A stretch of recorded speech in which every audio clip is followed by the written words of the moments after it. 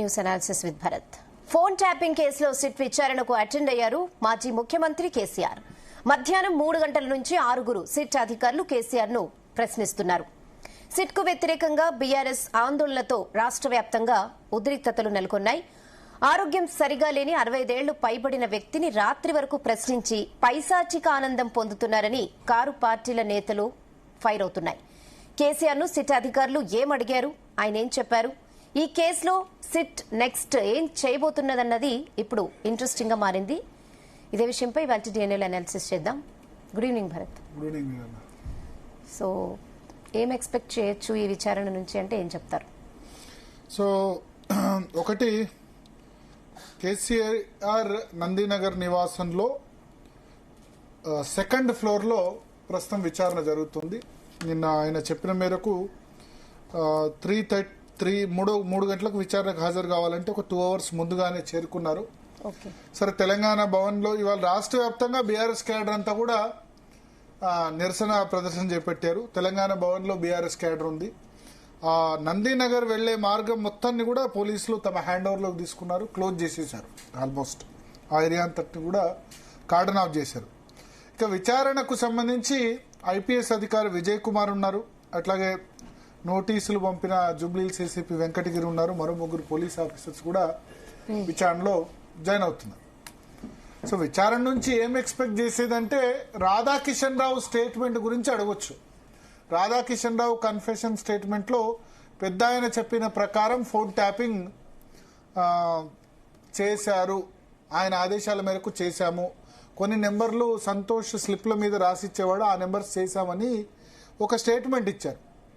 So ఆ statement ఆధారంగా బహుశా విచారణ ఉండే అవకాశం మనకు కనిపిస్తుంది. సో అందుకని ఇక్కడ కేసీఆర్ ఇప్పుడు పోలీసు విచారణ అంటే మీరు కేసీఆర్ కలిస్తే తెలుస్తుంది. ఎంతటి వాడినైనా కన్విన్స్ చేసే విద్య కేసీఆర్ దగ్గర ఉంది.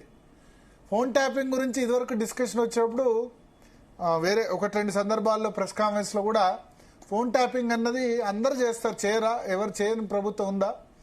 సో ఏమంటారంటే ఇప్పుడు పోలీసు జనరల్ గా ఇటువంటి విచారణలు జరిగితే మన మీడియా ఎటువంటి తమ్మునేల్స్ పెడుతుందంటే ఉక్కిరి బిక్కిరి కేసీఆర్ సిట్ ప్రశ్నలకు కేసీఆర్ ఉక్కిరి బిక్కిరి. ఈ ఉక్కిరి బిక్కిరి ఆయన వీళ్ళని చేస్తాడు తప్ప, పోలీస్ ఆఫీసర్ చేస్తాడు తప్ప ఆయన ఉక్కిరి బిక్కిరి అయ్యే వ్యక్తి కాదు. ఎంతటి నెగటివ్ పర్సన్ అయినా మీరు కేసీఆర్ తో మాట్లాడితే బయటకు వచ్చిన తర్వాత పాజిటివ్ అయిపోవాల్సిందే. ఆ విద్య ఆయనలో ఉంది. నువ్వు ఎంత కోపంతో కేసీఆర్ దగ్గరికి వెళ్ళినా ఆయన అనుకుంటే గనక అంత శాంతంతో బయటకు వెళ్లే పరిస్థితుంది. సో సరే, సిట్టుకు ఆయన దగ్గర నుంచి అనుకున్న ఆన్సర్ అంటే పొలిటికల్ మీటింగ్స్ గురించి లేకపోతే కలవాలని వెళ్ళిన గురించి కపిలవాయి దిలీప్ కుమార్ తన బుక్ లో కూడా రాశారు గతంలో. ఏంటంటే కేసీఆర్ అపాయింట్మెంట్ ఇవ్వలేదు అని చెప్పి 6 నెలలుగా వెయిట్ చేసిన వ్యక్తికి ఆయన ఫుల్ మీల్స్ పెట్టి బయటికి పంపించేస్తారు. బయటకు వచ్చిన తర్వాత ఓహో, నేను ఇంతకాలం ఈ వ్యక్తి గురించి చెడుగా అనుకున్నాను, చాలా గొప్ప వ్యక్తి, ప్రపంచంలో ఇంత గొప్ప వ్యక్తి లేరు అని చెప్పి ఒకరిద్దరు కామెంట్ చేసిన సందర్భం ఉంది. సో సిట్ విచారణ కూడా సరే, సిట్కి ఆన్సర్స్ దొరుకుతాయా లేదు. ఎందుకంటే సాక్షిగా విచారణకు పిలిచినప్పుడు భారత రాజ్యాంగం ప్రకారం ఏంటంటే విచారణకు సంబంధించి సైలెంట్ గా కూడా ఉండొచ్చు. కొన్ని ప్రశ్నలకు నాకు తెలియదు, నాకు ఇటువంటి ఆన్సర్స్ కూడా ఇవ్వచ్చు. సో సిట్ విచారణ ద్వారా ఏదో కొత్త విషయాలు చెప్తారు, తెలుస్తారు, ఏదో గుచ్చి మిగతా కామన్ మ్యాన్ ని ప్రశ్నించినట్టు ఏదో రాబడతారని అనుకోని మనం చెప్పలేం. ముందుగా లీగల్ టీమ్ ఆల్రెడీ చెప్పే ఉంటుంది, బ్రీఫ్ చేసే ఉంటుంది కేసీఆర్ కు. బట్ ఆయన ఎంతటి వాళ్ళైనా కన్విన్స్ అయితే ఖచ్చితంగా చేస్తారు. అల్టిమేట్ గా ఈ విచారణలు ఇవన్నీ ఓన్లీ కేసీఆర్ చెప్పిన ఆన్సర్స్ అక్కడ రికార్డ్ చేయడం స్టేట్మెంట్, దీన్ని బట్టి కాకుండా మిగతా కేసులో నిందితులు కానీ అంటే ఆల్రెడీ అరెస్ట్ అయ్యి బెయిల్ మీద బయటకు వచ్చిన వాళ్ళు కానీ, ప్రభాకర్ రావు కానీ, రాధాకిషన్ రావు కానీ, వాళ్ళు ఇచ్చిన స్టేట్మెంట్స్ ఆధారంగా ఈ ఫ్యూచర్ కోర్స్ అన్నది కూడా ఉండే అవకాశం కనిపిస్తుంది. సో మాట్లాడదాం. మనతో పాటు శరత్ గారు ఉన్నారు, అడ్వకేట్ శరత్ గారు ప్రస్తుతం లైవ్ లో జాయిన్ అవుతున్నారు. అదేవిధంగా రమ్యారావు గారు, కేసీఆర్ అన్న కూతురు, బట్ ప్రస్తుతం కాంగ్రెస్ పార్టీలో ఉంది ఆమె. సో శరత్ గారు, ఏం ఎక్స్పెక్ట్ చేయొచ్చు? 5 కలిసి విచారిస్తున్నారు కేసీఆర్ కు. ఏ ఉండదు ఏముండదు. మీరు కరెక్ట్ గా చెప్పినారు ఆ విషయం మాత్రం. అందులో నిష్పక్షపాతంగా నిజాయితీగా మీరు చెప్పిన అంటే నేను కేసీఆర్ నాకు కలిసిన అనుభవం ఉంది కదా, చాలా సార్లు కలిసిన అనుభవం ఉంది కదా, మన పర్సెప్షన్ మార్చేస్తారు ఆయన లోపల పోయిన తర్వాత. మీరైనా నేనైనా ఎవరైనా వాస్తవాన్ని వాస్తవం అని ఒప్పుకుంటే మనకి వాల్యూ ఉంటుంది. చాతుర్యం చాణక్యం ఉంది ఆయన దగ్గర. అంటే ఒకటి సహజంగా కష్టపడి ఎవరైతే పైకి వస్తారో రాజకీయాల్లో గాని జీవితంలో గాని వాళ్ళు కొన్ని సహజమైనటువంటి క్వాలిటీస్ తో పుడతారు, సహజమైన క్వాలిటీస్ డెవలప్ చేసుకుంటారు in course of their life. మీరు ఇదే చాకచక్యం మీరు కేటీఆర్ నుంచి ఎక్స్పెక్ట్ చేయలేరు. మళ్ళీ హరీష్ రావు కొంత చాకచక్యంగా ఉంటాడు, ఎందుకంటే అది మనిషి కష్టపడి పైకి రావడం అనేది ఒకటి.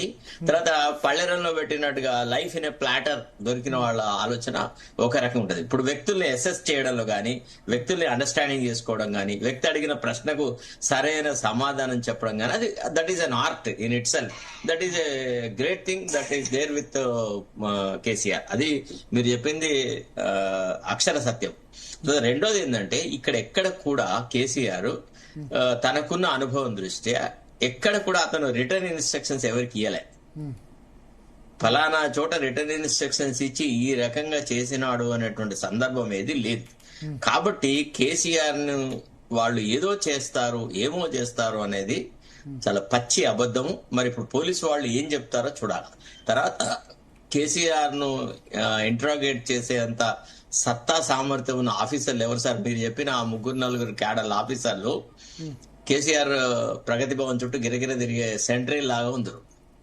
ఈవెన్ డీసీపీ క్యాడర్ ఆఫీసర్ కూడా, to my little bit of experience, having dealt with that department and having dealt with all that, having been expose to KCR's environment and functioning, వాళ్ళు ఏం ప్రశ్నలు అడుగుతారు? ఆయన అంటాడు, నాకు ఎట్లా తెలుస్తాయి, నువ్వు చెప్పు, నువ్వు ఒక ఆఫీసర్ కదా, నువ్వు అన్ని నాకు నాతోని సలహాలు తీసుకొని నా ఇన్స్ట్రక్షన్స్ ప్రకారం పనిచేసినావా? You are also working under me అని అంటాడు. అప్పుడు ఏం చెప్తున్నాడు? ఏం సమాధానం ఇవ్వగలడు? ఇవన్నీ నాకు తెలుస్తాయా? మీరు నా పెరిఫెరీలో రాగలరా? ఈ ఇంటర్నల్ పెరిఫెరీ ఉంటుంది కదా సీఎం కి, ఆయన చుట్టూ ఉండే వృత్తాకారం, ఆ ఇంటర్నల్ సర్క్యూట్ లోకి వీళ్ళు ఎంటర్ అవుతారా ఈ ఆఫీసర్లు?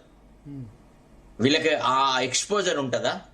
ఇది అంతా ఏందంటే ఒక రకంగా చెప్పాలంటే ఇది ఒక రకంగా ఆయనని ఇరకాటంలో పెట్టడం, ఆయన్ని ఇబ్బందులు పాలు చేయడం, మానసికంగా కుంగదీస్తే కేసీఆర్ వచ్చే ఎన్నికల వరకు ఇంకా ఇంకా తగ్గిపోవాలా, కేసీఆర్ పార్టీ నిర్వీర్యం అవ్వాలా అని ఒక క్షుద్ర ఆలోచనతో చేస్తుంది. కానీ ఇట్లాంటి క్రైసిస్ ని ఎదుర్కొని మళ్ళా ద్విగుణీకృతంగా బయటికి రాగలిగిన సత్తా సామర్థ్యం కేసీఆర్ ఉంది, ఒక్క కేసీఆర్. అయితే ఈ కేసీఆర్ చుట్టూన ఈ రాహుకేతువులు ఈ గ్రహాలను ఏం చేస్తున్నారా, వీళ్ళైనా భ్రష్టు పట్టిస్తున్నారు ఒక రకంగా చెప్పాలంటే. అసలు Revanth Reddy is no match to KCR in any context, either in terms of broad thinking, or in terms of political strategy making, or in terms of withstanding adverse situation. ఇవాళ కష్టాలను ఎదుర్కోవడం కేసీఆర్ కి ఇది మొట్టమొదటిసారి కాదు. ఇప్పుడు కేసీఆర్ ఎప్పుడు కూడా రేవంత్ రెడ్డి లాగా వాళ్ళ ప్రాపకం కోసం వీళ్ళ ఒక బ్రేకింగ్ న్యూస్ అందుతోంది. సారీ మిమ్మల్ని డిస్టర్బ్ చేస్తున్నా. సిట్ విచారణ ముగిసింది. కొద్దిసేపటి క్రితమే సిట్ తన విచారణ కంప్లీట్ చేసింది. దాదాపు 4 గంటల 45 నిమిషాల పాటు సిట్ కేసీఆర్ ను ప్రశ్నించింది. సిట్ బృందం వెనుదిరుగుతుంది. నాకు తెలిసిందంటే అందరికంటే తక్కువసేపు విచారించింది కేసీఆర్ అనే అనుకోవాలి. ఎందుకంటే కేటీఆర్ ను 11 నుంచి మొదలు పెడితే సాయంత్రం దాదాపు 6:30 వరకు, అంటే 7 గంటల పాటు ఉన్నారు ఆయన లోపల. అన్ని గంటలు ప్రశ్నించారో లేదో తెలీదు. హరీష్ రావు కూడా అంతే ఆల్మోస్ట్. తర్వాత సంతోష్ కూడా 3 గంటలు అయితే రాత్రి 11 గంటలకు, అంటే 8 గంటలు. బట్ కేసీఆర్ మాత్రం 4 గంటల 45 నిమిషాల పాటు మాత్రమే లోపల ఉన్నారు. దానిలో కూడా ఏం జరిగిందో మనకు తెలియదు. ఎస్ శరత్ గారు, అందరికంటే తక్కువ సమయం తీసుకున్నారు కేసీఆర్ దగ్గర సిట్ విచారణలో. అంతే కదా సార్, అంతే కదా. ఏముంటుంది, ఆయన అడిగిన ప్రశ్నలు మళ్ళా సార్ అడిగితే బుద్ధి ఉందా నీకు, ఎన్నిసార్లు అడుగుతావు ఒకటే ప్రశ్న అడగలడు. ఎందుకంటే వయసులో పెద్ద, అనుభవంలో పెద్ద, అన్ని రకాలుగా పెద్ద. ఇంటిది ఏమనుకుంటున్నావు, నేను ఇంటికి అటెండర్ లాగా వచ్చినా, నన్ను విట్నెస్ గా పిలిచావు కదా, నాకు సముచితమైన గౌరవం ఇవ్వాలి కదా, అడిగిన ప్రశ్న మళ్ళీ ఎందుకు అడుగుతున్నావు అని అడుగుతారు. ఇదే హరీష్ రావు గాని ఇతరులు గాని ఆ సమాధానాలు ఆ ప్రశ్నలు వేయలేరు. కాబట్టి కేసీఆర్ ఎదురు ప్రశ్న వేస్తే ఎట్లా వేస్తాడో మీకు తెలుసు అనుకుంటా అనుభవం. అంటే ఒక్కొక్కసారి ఆయన ఎదురు ప్రశ్న వేసే విధానము ఎట్లుంటుందంటే మీకు సమాధానం చెప్పలేదు. ఒక చిన్న ఇన్సిడెంట్ చెప్తానండి. నేను కెప్టెన్ లక్ష్మీకాంతరావు గారు వాళ్ళ ఇంట్లో ఒకసారి కేసీఆర్ గారు వస్తే మేము అక్కడ ఉన్నాం. లక్ష్మీకాంతరావు గారు మాకు ఇక సరే రిలేషన్ అది ఇది రకరకాల వ్యవహారాలు ఉండేది ఆ రోజులలో తెలంగాణ ఉద్యమ సందర్భంలో. చంద్రబాబు నాయుడుకు సంబంధించిన కేసు ఒకటి జస్టిస్ సివి సోమయాజులు అనే జడ్జి దగ్గర ఆయన క్రిమినల్ పిటిషన్ హియరింగ్ కి వచ్చింది. దాంట్లో సివి సోమయాజులు ఏం చేస్తాడు, ఏ రకమైన తీర్పు వస్తుంది అనేటువంటి ప్రశ్న ఆయన నన్ను అడిగినాడు కేసీఆర్ గారు. నిజానికి నాకు జస్టిస్ సివి సోమయాజులు గారి గురించి ఉన్న అనుభవం దృష్ట్యా నాకున్న ఎక్స్పీరియన్స్ తో నేను అన్నాను, లేదు సార్ చంద్రబాబు నాయుడుకు వ్యతిరేకంగా తీర్పు వస్తుంది సార్ అన్నా. అంటే ఆయన ఏమన్నాడు తెలుసా, బాపనాయన నువ్వు సరిగా ఆలోచించలేకపోయినావు, చంద్రబాబు నాయుడుకు అనుకూలంగా తీర్పు వస్తుంది చూడు అన్నాడు. Promise you believe or not, the same thing has happened. Chandrababu నాయుడుకు అనుకూలంగానే the criminal petition was allowed, the FIR was quashed and the judge said that it is the collective responsibility of the cabinet కాబట్టి you cannot singularly accuse him of having done any mischief అనేటువంటి మాట మాట్లాడినాడు. And moreover a cabinet decision is not amenable to judicial review అనేటువంటి మాట మాట్లాడు. అంటే ఇదంతా అనుభవంతోని తర్వాత జీవితాన్ని ఎదుర్కొన్న తీరు, కష్టపడ్డ తీరు, ఇట్లా రకరకాలు ఉంటాయి. మనకు వ్యక్తిగతంగా తర్వాత ఇతరత్ర విషయాలలో ఎన్ని రాజకీయ విభేదాలు ఉన్నా ఇట్లాంటి అంశాలలో ఆయన స్టాండర్డ్ ఉన్న నాయకుడు ఎవడు వాళ్ళ తెలంగాణలో లేడు. మొత్తం కాంగ్రెస్ ను వెతికి జల్లెడబట్టినా గానీ కేసీఆర్ దరిదాపులో కూడా వచ్చేటువంటి నాయకత్వం లేదు. అయితే రేవంత్ రెడ్డి గురించి నేను చెప్తున్నాను కదా, Revanth Reddy is no match to him fundamentally any ఇష్యూలో కూడా. అందుకే రేవంత్ రెడ్డికి భయం అన్నమాట, పిరికోడు. మనకి అంటే మహాభారతంలో ఒక చిన్న కథ చెప్తారు. ఏమని విదురుడిని ఒకసారి ధృతరాష్ట్రుడు పిలుస్తాడు. పిలిచి నాకు రాత్రి నిద్ర వస్తలేదు, నువ్వు నాకు ఏదన్నా ఒక మెంటల్ పీస్ వచ్చేలాగా ఏదన్నా ఒకటి చెప్పు అంటాడు. నిద్ర ఎందుకు రాదో చెప్తూ కొన్ని విషయాలు చెప్తాడు. కొంతమంది తరగతుల వ్యక్తులకు నిద్ర రాదంటాడు. అంటే పరభాగ్యోపశాలి, ఇతరుల సంపద మీద ఆలోచన గలవాడు, అసూయ గలవాడు, తర్వాత బలవంతుడితో కొట్లాడేటువంటి బలహీనుడికి నిద్ర రాదు అనేటువంటి విషయాలు చెప్పి నువ్వు ఇందులో ఏ పీడితుడివి చెప్పు, లేదా ఇతరుల భార్యల మీద ఇతర మహిళల మీద వ్యామోహం ఉన్నవాడు, ఇట్లా ఒక 6-7 కేటగిరీలో చెప్తాడు. నువ్వు అందులో ఏ కేటగిరీలో ఉన్నావో నిన్ను నువ్వు ప్రశ్నించుకుంటే నీకు అర్థమవుతుంది. అట్లనే రేవంత్ రెడ్డి బలహీనుడు, బలవంతంతో తడబడుతున్నాడు కాబట్టి సమస్యల వలయంలో చిక్కుకొని తన నిష్క్రియాతత్వము, తన పరిపాలన రాహిత్యము, ప్రజలని సంతృప్తి పరచలేకపోతున్నాను, కేసీఆర్ కున్నంత ప్రజామోదం నాకు లేదే, ప్రతిపక్షంలో ఉండి కూడా ఈనాడు ప్రజాదరణ ఇంత ఉన్నది అనేటువంటి ఆ ఈర్ష్యా ద్వేషాలతోని ఏం చేయాలో అర్థం కాకుండా ఒక కన్ఫ్యూజన్ లో ఉండి ఈ రకమైనటువంటి వ్యవహారాలు చేస్తున్నాడు. నిజానికి ఒక స్ట్రాటజీ అంటూ ఉంటే ఈవెన్ టెలిఫోన్ ట్యాపింగ్ ను కూడా ఈ can reach out to the target. కానీ భయం, ఇప్పుడు మనం ఏదైనా చేస్తే ఏం చేయాలి? ఇప్పుడు కేసీఆర్ అయితే క్వశ్చన్ చేయాలి కదా, ఈ విషయంలో క్వశ్చన్ చేయకుండా కేసీఆర్ ను క్వశ్చన్ చేయడం ఇవాళ చేస్తారా? కేసీఆర్ ను క్వశ్చన్ చేయడం ఒకసారి ఆలోచించండి.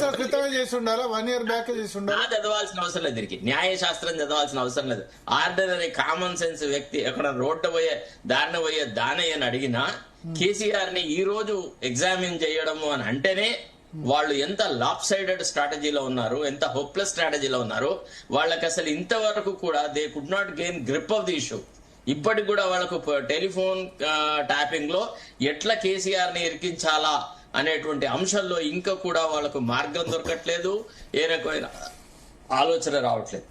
ఇదంతా ఒక డ్రామా లాగా ఈ మున్సిపల్ ఎలక్షన్స్ ను దృష్టిలో పెట్టుకుని కొంత ఆయన స్పిరిట్స్ ని డాంపెన్ చేయడము, ఆయన కొంత అవమానానికి గురి చేయాలా, లేదా ఆయన కృంగిపోవాలా, ఆయన మున్సిపల్ ఎలక్షన్ల ప్రిపరేషన్ సరిగా జరగద్దు, సో ఏదో రకంగా మేము గోల్ కొడతాం, మేము గెలిచినాం అని అనుకుంటామని ఈ అభినవ మెస్సీ ఒక ఒపీనియన్ ఫామ్ చేసుకున్నాడు అనమాట. అది నా అభిప్రాయం సార్. ఓకే, రమ్యారావు గారు ఉన్నారు మనతో పాటు కాంగ్రెస్ పార్టీ నుంచి. మేడం నమస్తే. నా మీద అయితే కోపం ప్రదర్శించద్దు సార్, మీరంటే రెస్పెక్ట్ సార్, కోపం ఎందుకుంటే. రమ్యారావు గారు, అయిపోయింది విచారణ 4 hours 45 minutes. అవునండి. అయితే ఒకటి అనుకోవాలి, మళ్ళీ గిట్ట రమ్మన్నారా అని, మళ్ళీ పిలుస్తామని ఏదైనా చెప్పారా? మళ్ళీ పిలుస్తామని ప్రతి వాళ్ళకు కూడా చెప్తున్నారు. అవసరం ఉంటే మళ్ళీ పిలుస్తామని ప్రెస్ నోట్ ఇష్యూ చేస్తున్నారు సజ్జనార్ ప్రతి వాళ్ళ హియరింగ్ సందర్భంగా.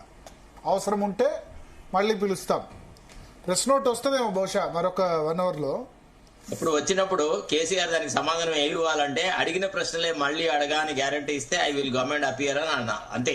ఒకటే సింగిల్ లైన్ సెంటెన్స్ పెట్టాలి. Okay. My reply to that is that if you don't repeat the same questions which you put to me on the earlier occasion, I am prepared to appear before you. ఒకటే sentence లో చెప్తే సరిపోతుంది అంతే.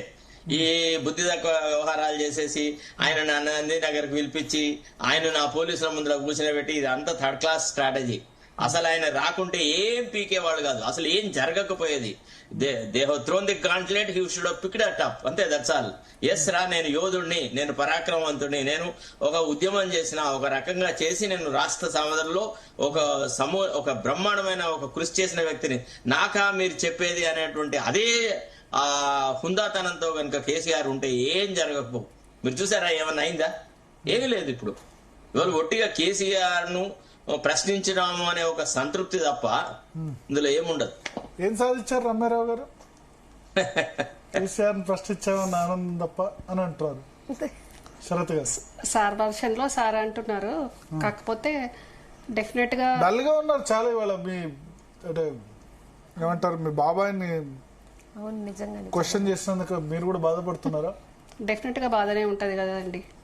ఎందుకంటే ఇప్పుడు ఏ ఇంట్లో అయితే విచారణ జరిగిందో ఆ ఇంట్లో మేమందరం కలుసున్న ఇల్లు ఒక ఆత్మగౌరవంతో ఎన్నేళ్ళ నుంచి ఉంది ఇల్లు? అదే నందినగర్ ఇల్లు రీసౌండ్ వినిపిస్తుందా? ఎన్నేళ్ళ నుంచి ఉందా ఇల్లు? అది తెలంగాణ ఉద్యమం జరుగుతున్నప్పుడే సార్, మొదట్లోనే కేసీఆర్ గారు ఇల్లు కడుతున్నప్పుడే మేము ఉద్యమంలో అక్కడ 2000 సంవత్సరం నుంచో 2001 నుండి 2001 తెలంగాణ ఉద్యమ చర్చలు కూడా అక్కడే జరిగినాయి. అప్పుడు ఇంకా కన్స్ట్రక్షన్ జరుగుతుండేది. అక్కడ స్లాబులు వేయడము, కింద రూములు తయారైనాయి. మేమంతా పోయి అక్కడ కూర్చొని వెయిట్ చేసేవాళ్ళం కేసీఆర్ అపాయింట్మెంట్ కోసం అని. తర్వాత తొందరగానే పిలిచేవాడు. Used to show us lot of respect. సరే, అక్కడ అప్పుడప్పుడే అవి కన్స్ట్రక్షన్ అవుతాయి. ఇంకా కొందరు అప్పుడు కాంగ్రెస్ వాళ్ళు గిట్టని వాళ్ళు ఏం చెప్పినారంటే, ఇప్పుడు క్యాండిడేట్ల దగ్గర పంచాయతీ ఎన్నికల అప్పుడు క్యాండిడేట్ల దగ్గర తీసుకున్న డబ్బులతోనే ఈ బిల్డింగ్ కంప్లీట్ చేస్తున్నాడని కూడా ఆయన మీద వదంతులు సృష్టించినారు. అఫ్ కోర్స్ మాకు ఆనాడు కేసీఆర్ మీద ఉన్న అభిమానంతో చల్ లుచ్చా అని తిట్టేవాళ్ళం అనమాట. ఓకే, ఎస్, చెప్పండి రామారావు గారు. సో ఎన్ని ఇయర్స్ అయింది? దాదాపు 25 సంవత్సరాలుగా. అవునండి. 2001లో కొత్త ఇల్లు గృహ ప్రవేశము, దాంతోపాటు ఉద్యమానికి వ్యూహ రచనలు కానివ్వండి, ఒక ఆత్మగౌరవంతో అవమానంతో ఆ ఉద్యమాన్ని కేసీఆర్ గారు స్టార్ట్ చేయడం జరిగింది. 2001లో ఆ కొత్త ఇల్లు గృహ ప్రవేశము అంటే ఆ ఇల్లు కష్టాలకు, కన్నీళ్లకు, ఉద్యమాలకు, వ్యూహ రచనలకు, ఇంకా కొందరికి కుట్రలకు, కుతంత్రాలకు కూడా కేసీఆర్ గారు కాదు, కేసీఆర్ చుట్టూ ఉండే కోటరీలో కొంతమంది అప్పటి నుంచే కుట్రలు, కుతంత్రాలకు కూడా ఆ ఇల్లు నిలయమైంది. ముఖ్యంగా కుటుంబంలో అక్కా చెల్లెళ్ళు, కేసీఆర్ గారు అక్కా చెల్లెళ్ళు, మేమందరి ఆప్యాయతకు, అనురాగానికి ఆ ఇల్లు నిలయంగా ఉండేది. చింతమడక చీకటి ఇంట్లో పుట్టిన కేసీఆర్ గారు ఈ నందినగర్ నట్టింట్లో ఈరోజు ఏ ఆత్మగౌరవంతో అయితే తెలంగాణ ప్రజల ఆకాంక్ష కోసం అయితే తెలంగాణ ఉద్యమానికి వ్యూహరచన చేసినరో ఆ ఇంట్లో ఈరోజు ఆయనే విచారణకు కూర్చోవడం, ఒక నిందితునిలాగా, దోషిలాగా విచారణకు కూర్చోవడం అనేది వాస్తవంగా బాధాకరమైన విషయం. ఇంటరప్ట్ చేస్తున్నాను. నందినగర్ నివాసం దగ్గర ఏదో గొడవ జరుగుతోంది. ప్రతినిధి అక్కడ ఉన్నారా? రవితేజ ఉన్నారా?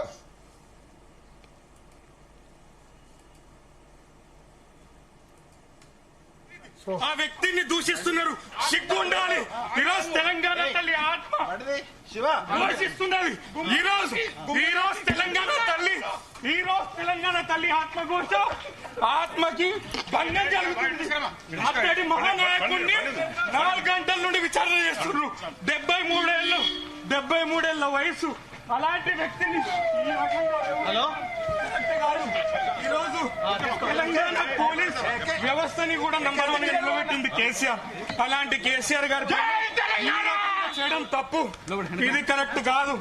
ఈ రోజు పోలీసు వాళ్ళు కూడా ఆలోచించుకోవాలి. ఇది కరెక్ట్ కాదు. అవినీతి జరుగుతుంది.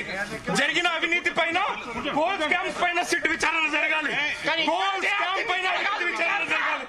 సిట్ కోల్స్ క్యాంప్ పైన విచారణ చేయాలి కానీ 4 గంటల నుండి కేసీఆర్ పైన ఎవరైతే రాష్ట్ర సాధన కోసం కృషి చేసిండో జై తెలంగాణ గర్జించి ఏ జెండా అయితే ఉంటుందో ఆ జెండాని తొక్కే ప్రయత్నం చేస్తుండ్రు. మేము అణిచివేస్తే అణిచివేయబడే వాళ్ళం కాదు. జై తెలంగాణ, జై కేసీఆర్. లా అండ్ ఆర్డర్ కూడా పోలీస్ వాళ్ళు కూడా సహకరించి పనిచేయాలి కానీ కాంగ్రెస్ కార్యకర్తల్లాగా వ్యవహరించకూడదు. కాంగ్రెస్ కార్యకర్తల్లాగా పోలీసులు వ్యవహరిస్తున్నారు కానీ మేము ఊరుకోం. అవసరమైతే మళ్ళీ బలిదాన సిద్ధమైతే మా నుండి కేసీఆర్ జరిగే ఈ అవమానాన్ని మేము తట్టుకోలేం. కేసీఆర్ జరిగే అవమానాన్ని జై తెలంగాణ. టిఆర్ఎస్ కార్యకర్త ఒకరక్కడ ఎమోషనల్ అవుతున్నారు. పోలీసులు అక్కడ ఎందుకంటే అతను కిందికి వంచకపోతే తలకాయ దెబ్బ తగిలే అవకాశం ఉంది. కొంచెం సంయమనం పాటించి పోలీసులు చేశారు. సో ఆ విధంగా సేమ్ మీరు చెప్పిన టోన్లోనే చెప్తున్నారు. 73 సంవత్సరాలు ఈ వయసులో ఏంటి ఆయన విచారణ అని కాంగ్రెస్ పార్టీని విమర్శిస్తున్నారు. కాంగ్రెస్ పార్టీని ఇంకా అది కేసీఆర్ అభిమానిగానో లేకుంటే అతను బీఆర్ఎస్ అబ్బాయో నాకు తెలియదు. కాకపోతే కేసీఆర్ అభిమానిగానైనా బీఆర్ఎస్ లీడర్గా అయినా ఆయన విమర్శించడంలో తప్పు పట్టాల్సింది ఏం లేదు. కాకపోతే ఇక్కడ ట్యాపింగ్ జరిగింది వాస్తవం కాబట్టి అక్కడ ట్యాపింగ్ లో ఎవరు పాత్రదారులు ఎవరైనా సూత్రధారులు ఎవరైనా డెఫినెట్ గా అది ఒక భాగం కాబట్టి ఈరోజు కేసీఆర్ గారిని విచారణ చేయడం జరిగింది.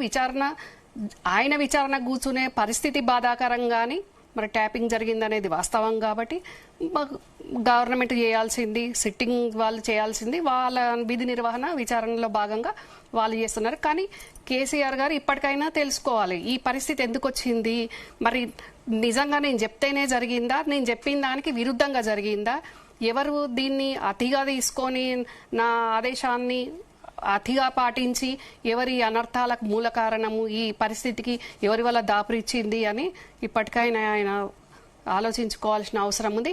ఏది ఏమైనా ఈరోజు తెలంగాణ ప్రజల ముందు తెలంగాణ తెచ్చిన ఉద్యమ నాయకుడు దోషిగా నిలబడే పరిస్థితి, విచారించుకునే పరిస్థితి వచ్చింది. కానీ చెమట చుక్కోడ్చకుండా ఏ ఉద్యమం చేయకుండా ఆ కోటరీలు ఉన్న వాళ్ళు మట్టుకు ఈరోజు కుముక్కు రాజకీయాలు చేసుకుంటూ ఇప్పుడు కుతంత్రాలు కుట్రలు చేసుకుంటూ వాళ్ళు మటుకు తెర వెనుక ఉండి చేయాల్సిందంతా కూడా చేస్తున్నారు. తెలంగాణ ప్రజలకు తెలియదు కానీ చూస్తున్న శరత్ సార్ గారికి అర్థమయ్యి ఉంటుంది నేను చెప్పేది, భరత్ గారికి అర్థమయ్యి ఉంటుంది. ఈ ముందు నిజాలు కూడా తెలుస్తాయి. ఏది ఏమైనా కానీ ఇప్పుడు సార్ అన్నట్టు ఇది కుట్రపూరితము ద్వేషపూరితము అయిన చర్య అని సార్ అంటున్నారు.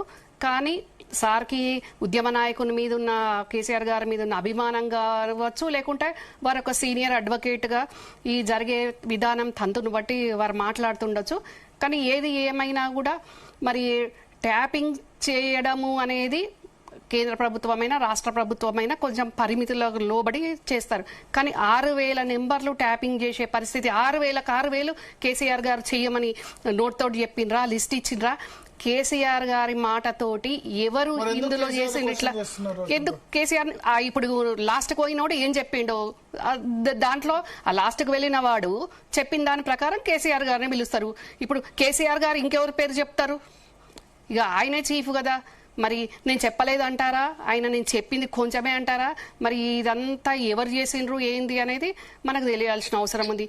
ఏది ఏమైనా తెలంగాణ తెచ్చిన కేసీఆర్ను భ్రష్టు పట్టించి ఈరోజు తెలంగాణ ప్రజల ముందు దోచిగా నిలబెట్టి మళ్ళీ అందులో ఇప్పుడు మా ప్రభుత్వం ఏదో కక్ష సాధింపు చర్యలుగా దీన్ని కేసీఆర్ గారి మీద సాధిస్తున్న చర్యగా మళ్ళీ దీన్ని ఎవరికి నచ్చినట్టు వాళ్ళు ఎవరికి తోచిన విధంగా వాళ్ళు అభివర్ణిస్తున్నారు.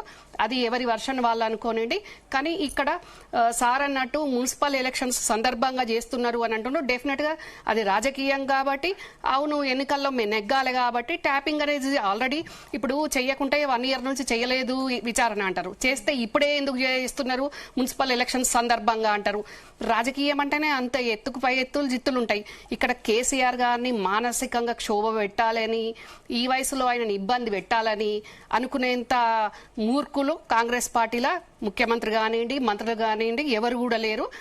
అందరికి కూడా కేసీఆర్ గారు అంటే అభిమానమే ఉంది. కానీ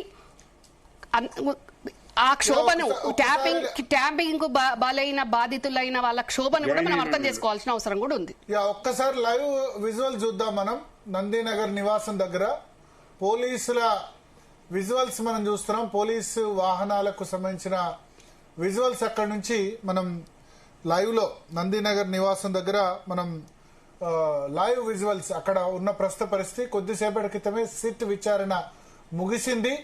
కేసీఆర్ కూడా బయటకు వచ్చినట్టున్నారు. 6666 వెహికల్, అదంతా కూడా కేసీఆర్ వెహికల్. బహుశా కేసీఆర్ విచారణ అయిపోయిన వెంటనే మరి ఆయన ఫామ్ హౌస్ వెళ్తున్నారా లేకపోతే తెలంగాణ భవన్ వస్తారా? తెలంగాణ భవన్ వచ్చే అవకాశం ఉంది అని మనకు చెప్పారు. ప్రెస్ మీట్ తెలంగాణ భవన్ లో పెట్టే అవకాశం ఉన్నట్టుగా చెప్పారు. బట్ కేసీఆర్ వెహికల్ సర్ప్రైజింగ్ గా అక్కడ మనకు కనిపిస్తున్నారు. రవితేజ అక్కడ మనకు లైవ్ లో సిద్ధంగా ఉన్నారు. మన క్రైమ్ బ్యూరో చీఫ్ రవితేజ ఏం జరుగుతుంది? కేసీఆర్ వెహికల్ ఎందుకు రెడీ అయింది? విచారణ ముగిసిందనే సమాచారం తెలుసుకొని ఎర్రవల్లి నుంచి కేసీఆర్ ఎస్కాట్ వాహనాలన్నీ కూడా వచ్చాయి. మనకు ప్రత్యేకంగా కనబడతా ఉంది. కేసీఆర్ ని రిసీవ్ చేసుకుని ఇక్కడి నుంచి ఎర్రవల్లి తీసుకెళ్లికి కేసీఆర్ ప్రత్యేక వాహనాలు, అతనికి ప్రభుత్వం కేటాయించినటువంటి వాహనాలన్నీ కూడా మన స్క్రీన్ పైన కనబడతా ఉన్నాయి. ఈ వాహనాలు లోపలికి అనుమతి లేదు, తిరిగి రిటర్న్ పంపించండి అంటూ మాత్రం పోలీసులు చెప్తా ఉన్నారు. ఇవన్నీ కూడా ఎర్రవల్లి నుంచి వచ్చినటువంటి ఫామ్ హౌస్ లో కేసీఆర్ వాహనాన్ని తిరిగి వెనక్కి పంపిస్తున్నటువంటి దృశ్యాలు కనబడతా ఉన్నాయి.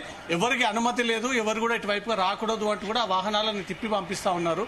ఎర్రవల్లి నుంచి నేరుగా నందినగర్ కేసీఆర్ ఇంటికి చేరుకున్నటువంటి వాహనాలన్నీ పోలీసులను అడ్డుకొని ఈ వాహనాలకు అనుమతి లేదు. కేవలం రవితేజ మార్నింగే చేరుకున్నాయి కదా కేసీఆర్ తో పాటు ఈ వాహనాలు. ల్యాండ్ క్రూజర్ లో వచ్చిన తర్వాత అక్కడ దిగినటువంటి వెంటనే ఆ వాహనాలన్నీ కూడా తిరిగి మళ్ళీ రిటర్న్ పంపించేశారు. మళ్ళీ ఇప్పుడు విచారణ ముగిసిందని తెలిసినటువంటి వెంటనే ఆ వాహనాలు అంటే ప్రభుత్వం కేసీఆర్ కి కేటాయించినటువంటి పోలీసు స్టాఫ్, అతని సెక్యూరిటీ గార్డ్స్, అతనికి ప్రభుత్వం ఇచ్చినటువంటి పోలీస్ సిబ్బంది అంతా కూడా కేసీఆర్ ని రిసీవ్ చేసుకోవడానికి ఎర్రవల్లి నుంచి నేరుగా వాహనాలు ఇక్కడికి వచ్చాయి.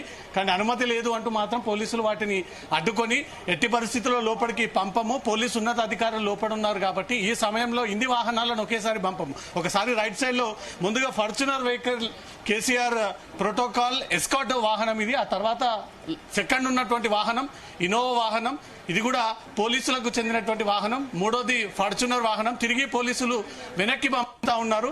ఎవరిని కూడా లోపలికి అనుమతించేది లేదు అంటూ కూడా ఈ వాహనాలను తిరిగి వెనక్కి పంపిస్తున్నటువంటి సిచ్యువేషన్. వీళ్ళంతా కూడా ఎర్రవల్లి ఫామ్ హౌస్ లో కేసీఆర్ కి సెక్యూరిటీ ఇచ్చేటువంటి సిబ్బంది. వీరంతా కూడా వ్యక్తిగతమైనటువంటి సిబ్బంది. గతంలో 10 ఏళ్ల పాటు అధికారంలో ఉన్నప్పుడు ఇచ్చినటువంటి సెక్యూరిటీ సిబ్బందే ఇప్పుడు నేరుగా కేసీఆర్ ని రిసీవ్ చేసుకోవడానికి ఇక్కడ వచ్చారు. TS09K 6666 వాహనాన్ని కూడా తిరిగి వెనక్కి పంపిస్తా ఉన్నారు. ఇవన్నీ కూడా ఎస్కాట్ వాహనాలే. అనుమతి లేదు అంటూ మాత్రం పోలీసులు తిప్పి పంపించేస్తా ఉన్నారు. పోలీసు ఉన్నతాధికారులు అక్కడ ఉన్నారు కాబట్టి వాహనాలను ఎట్టి పరిస్థితుల్లో లోపలికి అనుమతించము, ఎవరిని కూడా లోపలికి పంపము.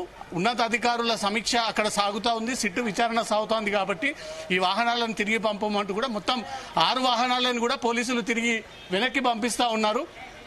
మనకు విజువల్లో కనబడతా ఉన్నాయి. వాహనాలన్నీ కూడా రిటర్న్ చేసుకొని తిరిగి పంపించేస్తా ఉన్నారు. అనుమతి లేదు అంటూ మాత్రం ఉన్నతాధికారుల నుంచి వాళ్ళకి ఆదేశాలు లేవు కాబట్టి ఈ సమయంలో వెనక్కి అంటే నందినగర్ నివాసం కాలేకపోతే ఎర్రవెల్లి వైపు మళ్ళీ వెళ్ళమని చెప్తున్నారా? నందినగర్ నివాసానికి విచారణ సాగుతున్నప్పుడు ఈ వాహనాలు వచ్చాయి. కానీ నందినగర్ ఇంటికి కేసీఆర్ వాహనాలు లేవు అంటూ కూడా తిరిగి పంపించేస్తా ఉన్నారు. ఇక్కడ పార్కింగ్ లేదు, ఎవరు కూడా ఇక్కడ వాహనాలు పెట్టకూడదు అంటూ కూడా వీళ్ళన్నీ తిప్పి పంపించేస్తా ఉన్నారు. విచారణ ముగిసింది కాబట్టి వాళ్ళని రిసీవ్ చేసుకోవడానికి వచ్చినటువంటి ఇవన్నీ ఎస్కాట్ వాహనాలు. అతను కేసీఆర్ ముఖ్యమంత్రిగా ఉన్నప్పుడు ఉపయోగించినటువంటి వాహనాలే ఇప్పుడు ప్రస్తుతం ఆ సెక్యూరిటీ వాహనాలనే తిరిగి రిటర్న్ పంపిస్తా ఉన్నారు. తిరిగి ఎర్రవల్లి పంపిస్తారా లేదా ఇక్కడ ఎక్కడైనా రోడ్డు పైన విచారణ ముగిసిన తర్వాత అధికారులు అనుమతిస్తే లోపలికి తీసుకెళ్తారా అనే దానిపై క్లారిటీ రావాలి. 3 వాహనాలని తిప్పి రిటర్న్ పంపించారు. తర్వాత ఫార్చునర్ 2 వాహనాలు కేసీఆర్ సీఎంగా హోదాలో ఉన్నప్పుడు, రాష్ట్ర వ్యాప్తంగా పర్యటనలో ఉన్నప్పుడు, ఏదైనా కార్యక్రమాలకు హాజరైనప్పుడు ఈ ఎస్కాట్ వాహనాల నడుమనే కేసీఆర్ ముందుకు సాగుతూ ఉంటాడు. ఆ ఎస్కాట్ వాహనాలు అన్ని ఇక్కడికి వచ్చినటువంటి వెంటనే తిరిగి రిటర్న్ పంపిస్తా ఉన్నారు. చాలా క్లియర్ గా కనబడతా ఉంది.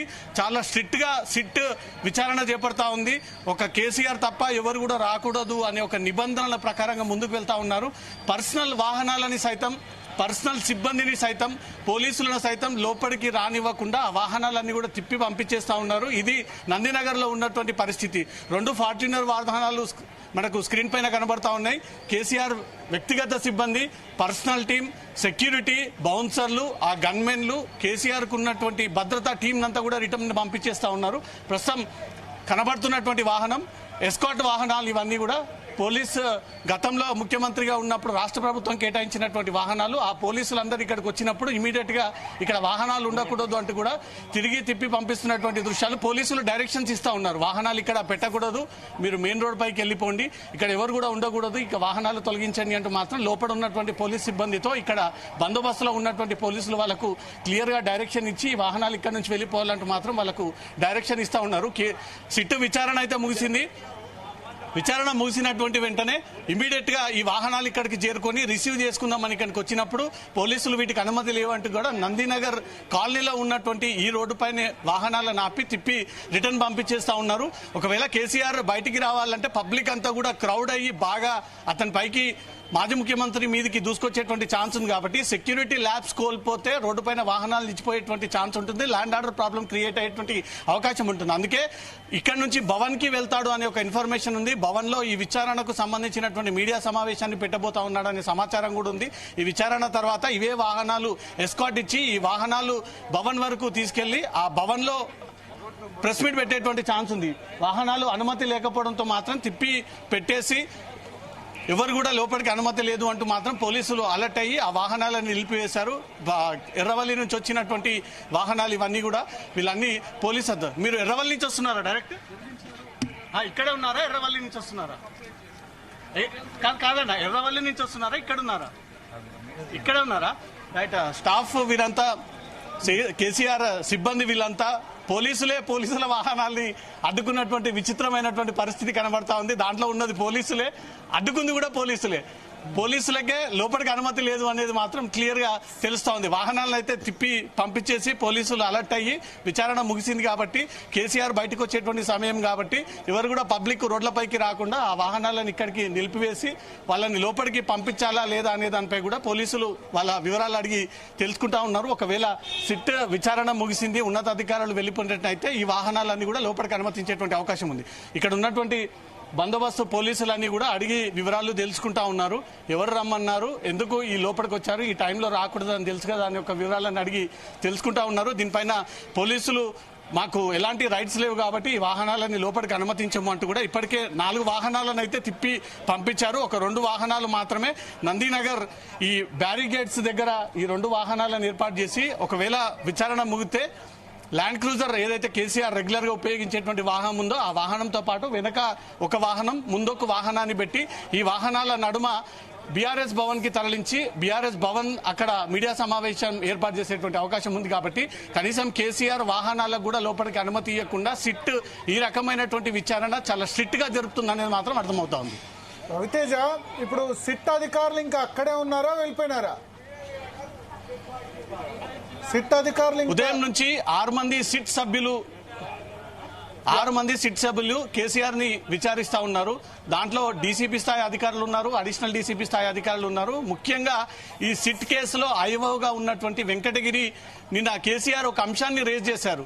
ఎవరైతే ఈ సిట్ కి ఐఓగా ఉన్నారో, ఈ జూబ్లీహిల్స్ జ్యూరిస్డిక్షన్ కి ఏసీపీగా ఉన్నారో వెంకటగిరి, ఇతను నన్ను విచారించేటువంటి అర్హత లేదు అతనికి, అతని ద్వారా నేను విచారణ ఎదుర్కోలేను, అతని కాకుండా వేరే వ్యక్తులు ఎవరు విచారించినా నేను దానికి ఓకే అన్న ఒక విషయాన్ని ఇండైరెక్ట్ గా లెటర్ ద్వారా తెలియజేశారు. ఇక్కడ పోలీస్ శాఖ కూడా ఆ అంశాన్ని పరిగణలోకి తీసుకొని జూబ్లీహిల్స్ ఏసీపీగా ఉన్నటువంటి వెంకటగిరి కాకుండా గతంలో పనిచేసినటువంటి కేఎస్ రావుని ముందుగా నందినగర్ ఇంటికి పంపించి కేఎస్ రావు అక్కడ ఉన్నటువంటి రూమ్ లో అంటే ఎప్పుడైతే ఇప్పుడు విచారిస్తా ఉన్నారో 2వ ఫ్లోర్ లో, ఆ 2వ ఫ్లోర్ లో అన్ని ఏర్పాట్లు దగ్గర నుండి చూసుకొని కేసీఆర్ అడిగిన విధంగానే ఆ వెసులుబాటు కల్పించి వెంకటగిరిని కాకుండా ఇతర అధికారులను కేటాయించి ఉదయాన్నే విచారించారు. కానీ 3 గంటల ప్రాంతంలో సిట్ టీం నందినగర్ కి చేరుకున్నప్పుడు అప్పుడు అందరి అధికారులతో కలిసి ఐఓగా ఉన్నటువంటి వెంకటగిరి కూడా జూబ్లీహిల్స్ కార్యాలయం తన నందినగర్ ఇంటికి వెళ్ళినటువంటి దృశ్యాలు కనిపించాయి. కొన్ని లీగల్ ల్యాబ్స్ ని కూడా ఎవరైతే మాజీ ముఖ్యమంత్రిగా ఉన్నటువంటి కేసీఆర్, ఏసీపీ స్థాయి అధికారి ఒక మాజీ ముఖ్యమంత్రిని విచారించేటువంటి అర్హత లేదు అంటూ కూడా ఇండైరెక్ట్ గా గతంలో ఉన్నటువంటి కొన్ని జడ్జిమెంట్స్, కొన్ని సందర్భాలన్నింటిని కూడా కోడ్ చేసి మెన్షన్ చేసి తిరిగి లేఖ పంపడం జరిగింది. పోలీస్ శాఖ దాన్ని పరిగణలోకి తీసుకొని వెంకటగిరితో కాకుండా మిగతా అధికారులను పెట్టి సిట్ విచారణ చేపడతా ఉంది. మొత్తం 6 మంది ఇక్కడికి చేరుకున్నారు. నారాయణ రెడ్డి సిట్ సభ్యుడిగా ఉన్నాడు, వికారాబాద్ ఎస్పీగా ఉన్నారు. తర్వాత రితిరాజ్ మహిళా ఐపీఎస్ అధికారిని ప్రస్తుతం సిట్ సభ్యురాలుగా ఉన్నారు. తను కూడా ప్రస్తుతం కేసీఆర్ ని విచారిస్తా ఉంది. ఆ తర్వాత శ్రీధర్, కేఎస్ రావు, ఈ కేసులో ఉన్నటువంటి ఇంకా చాలా మంది ఇన్స్పెక్టర్లు, మొత్తం 6 మంది సభ్యులు ఇక్కడికి చేరుకొని కేసీఆర్ ని ఉదయం నుంచి కూడా విచారిస్తా ఉన్నారు.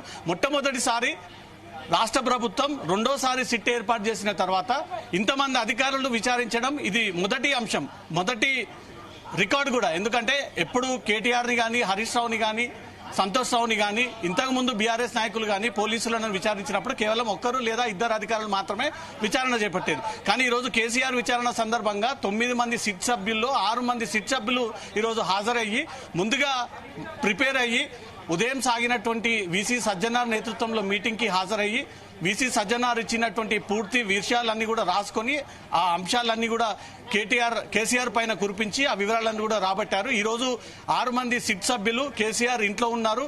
3 గంటల నుంచి దాదాపు 8 కావస్తా ఉంది. ఈ 4.5 గంటల పాటు ఈ 6 మంది సభ్యులతో కూడినటువంటి సిట్ టీం కేసీఆర్ ని విచారించింది. దీంట్లో పోలీసు ఉన్నతాధికారులతో మీరు ఎందుకు టచ్ లోకి వెళ్లారు, వారితో మీరు ఎన్నో ఈ ఫోన్ ట్యాపింగ్లు జరిపారు, అసలు వారితో ఎందుకు మాట్లాడాల్సి వచ్చింది, మీరు ఏ సందర్భంలో రాధాకిషన్ రావుతో గానీ ప్రభాకర్ రావుతో గానీ కాంటాక్ట్ లోకి వెళ్లారు అంటూ కూడా ప్రధానంగా ఇవే అంశాలపైన కేసీఆర్ ని క్వశ్చన్ చేసినట్టుగా తెలుస్తుంది. దాంట్లో వీళ్ళ పదవీ కాలం ముగిసిన తర్వాత కూడా వీళ్ళని మళ్ళీ ఎందుకు ఓఎస్డీలుగా నియమించి ఈ 3-4 సంవత్సరాల పాటు వాళ్ళని అదే హోదాలో కంటిన్యూ చేయాల్సి వచ్చిందన్న ఒక విషయాన్ని కూడా కేసీఆర్ ని అడిగి ఆ వివరాలు సిట్ సేకరించినట్టుగా తెలుస్తుంది. మరి కాసేపట్లో విచారణ ముగిసింది అనే ఒక సమాచారం అందుతుంది.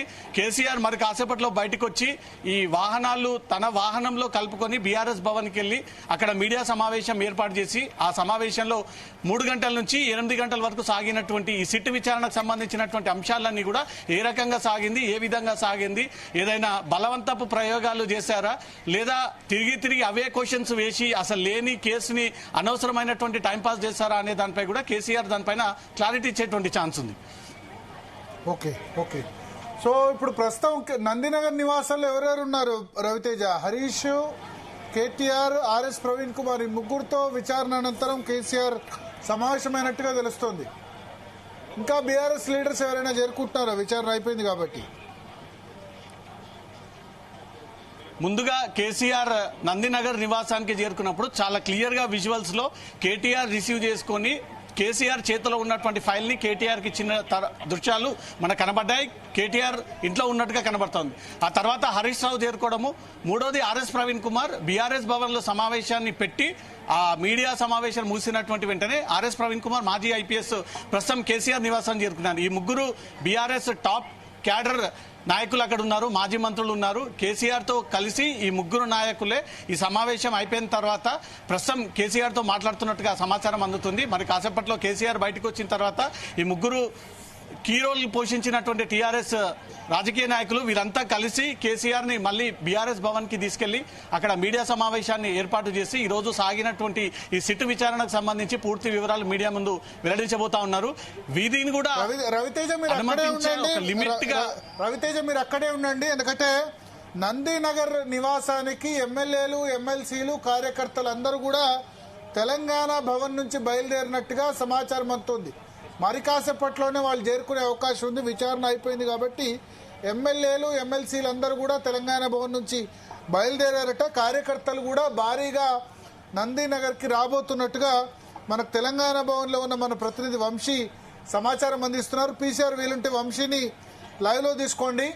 మరి కాసేపట్లో బహుశా నందినగర్కు చేరుకోబోతున్నారు. అందరూ కూడా నందినగర్కే అందరూ రావాలని బహుశా ఇన్ఫర్మేషన్ వచ్చి ఉంటుంది.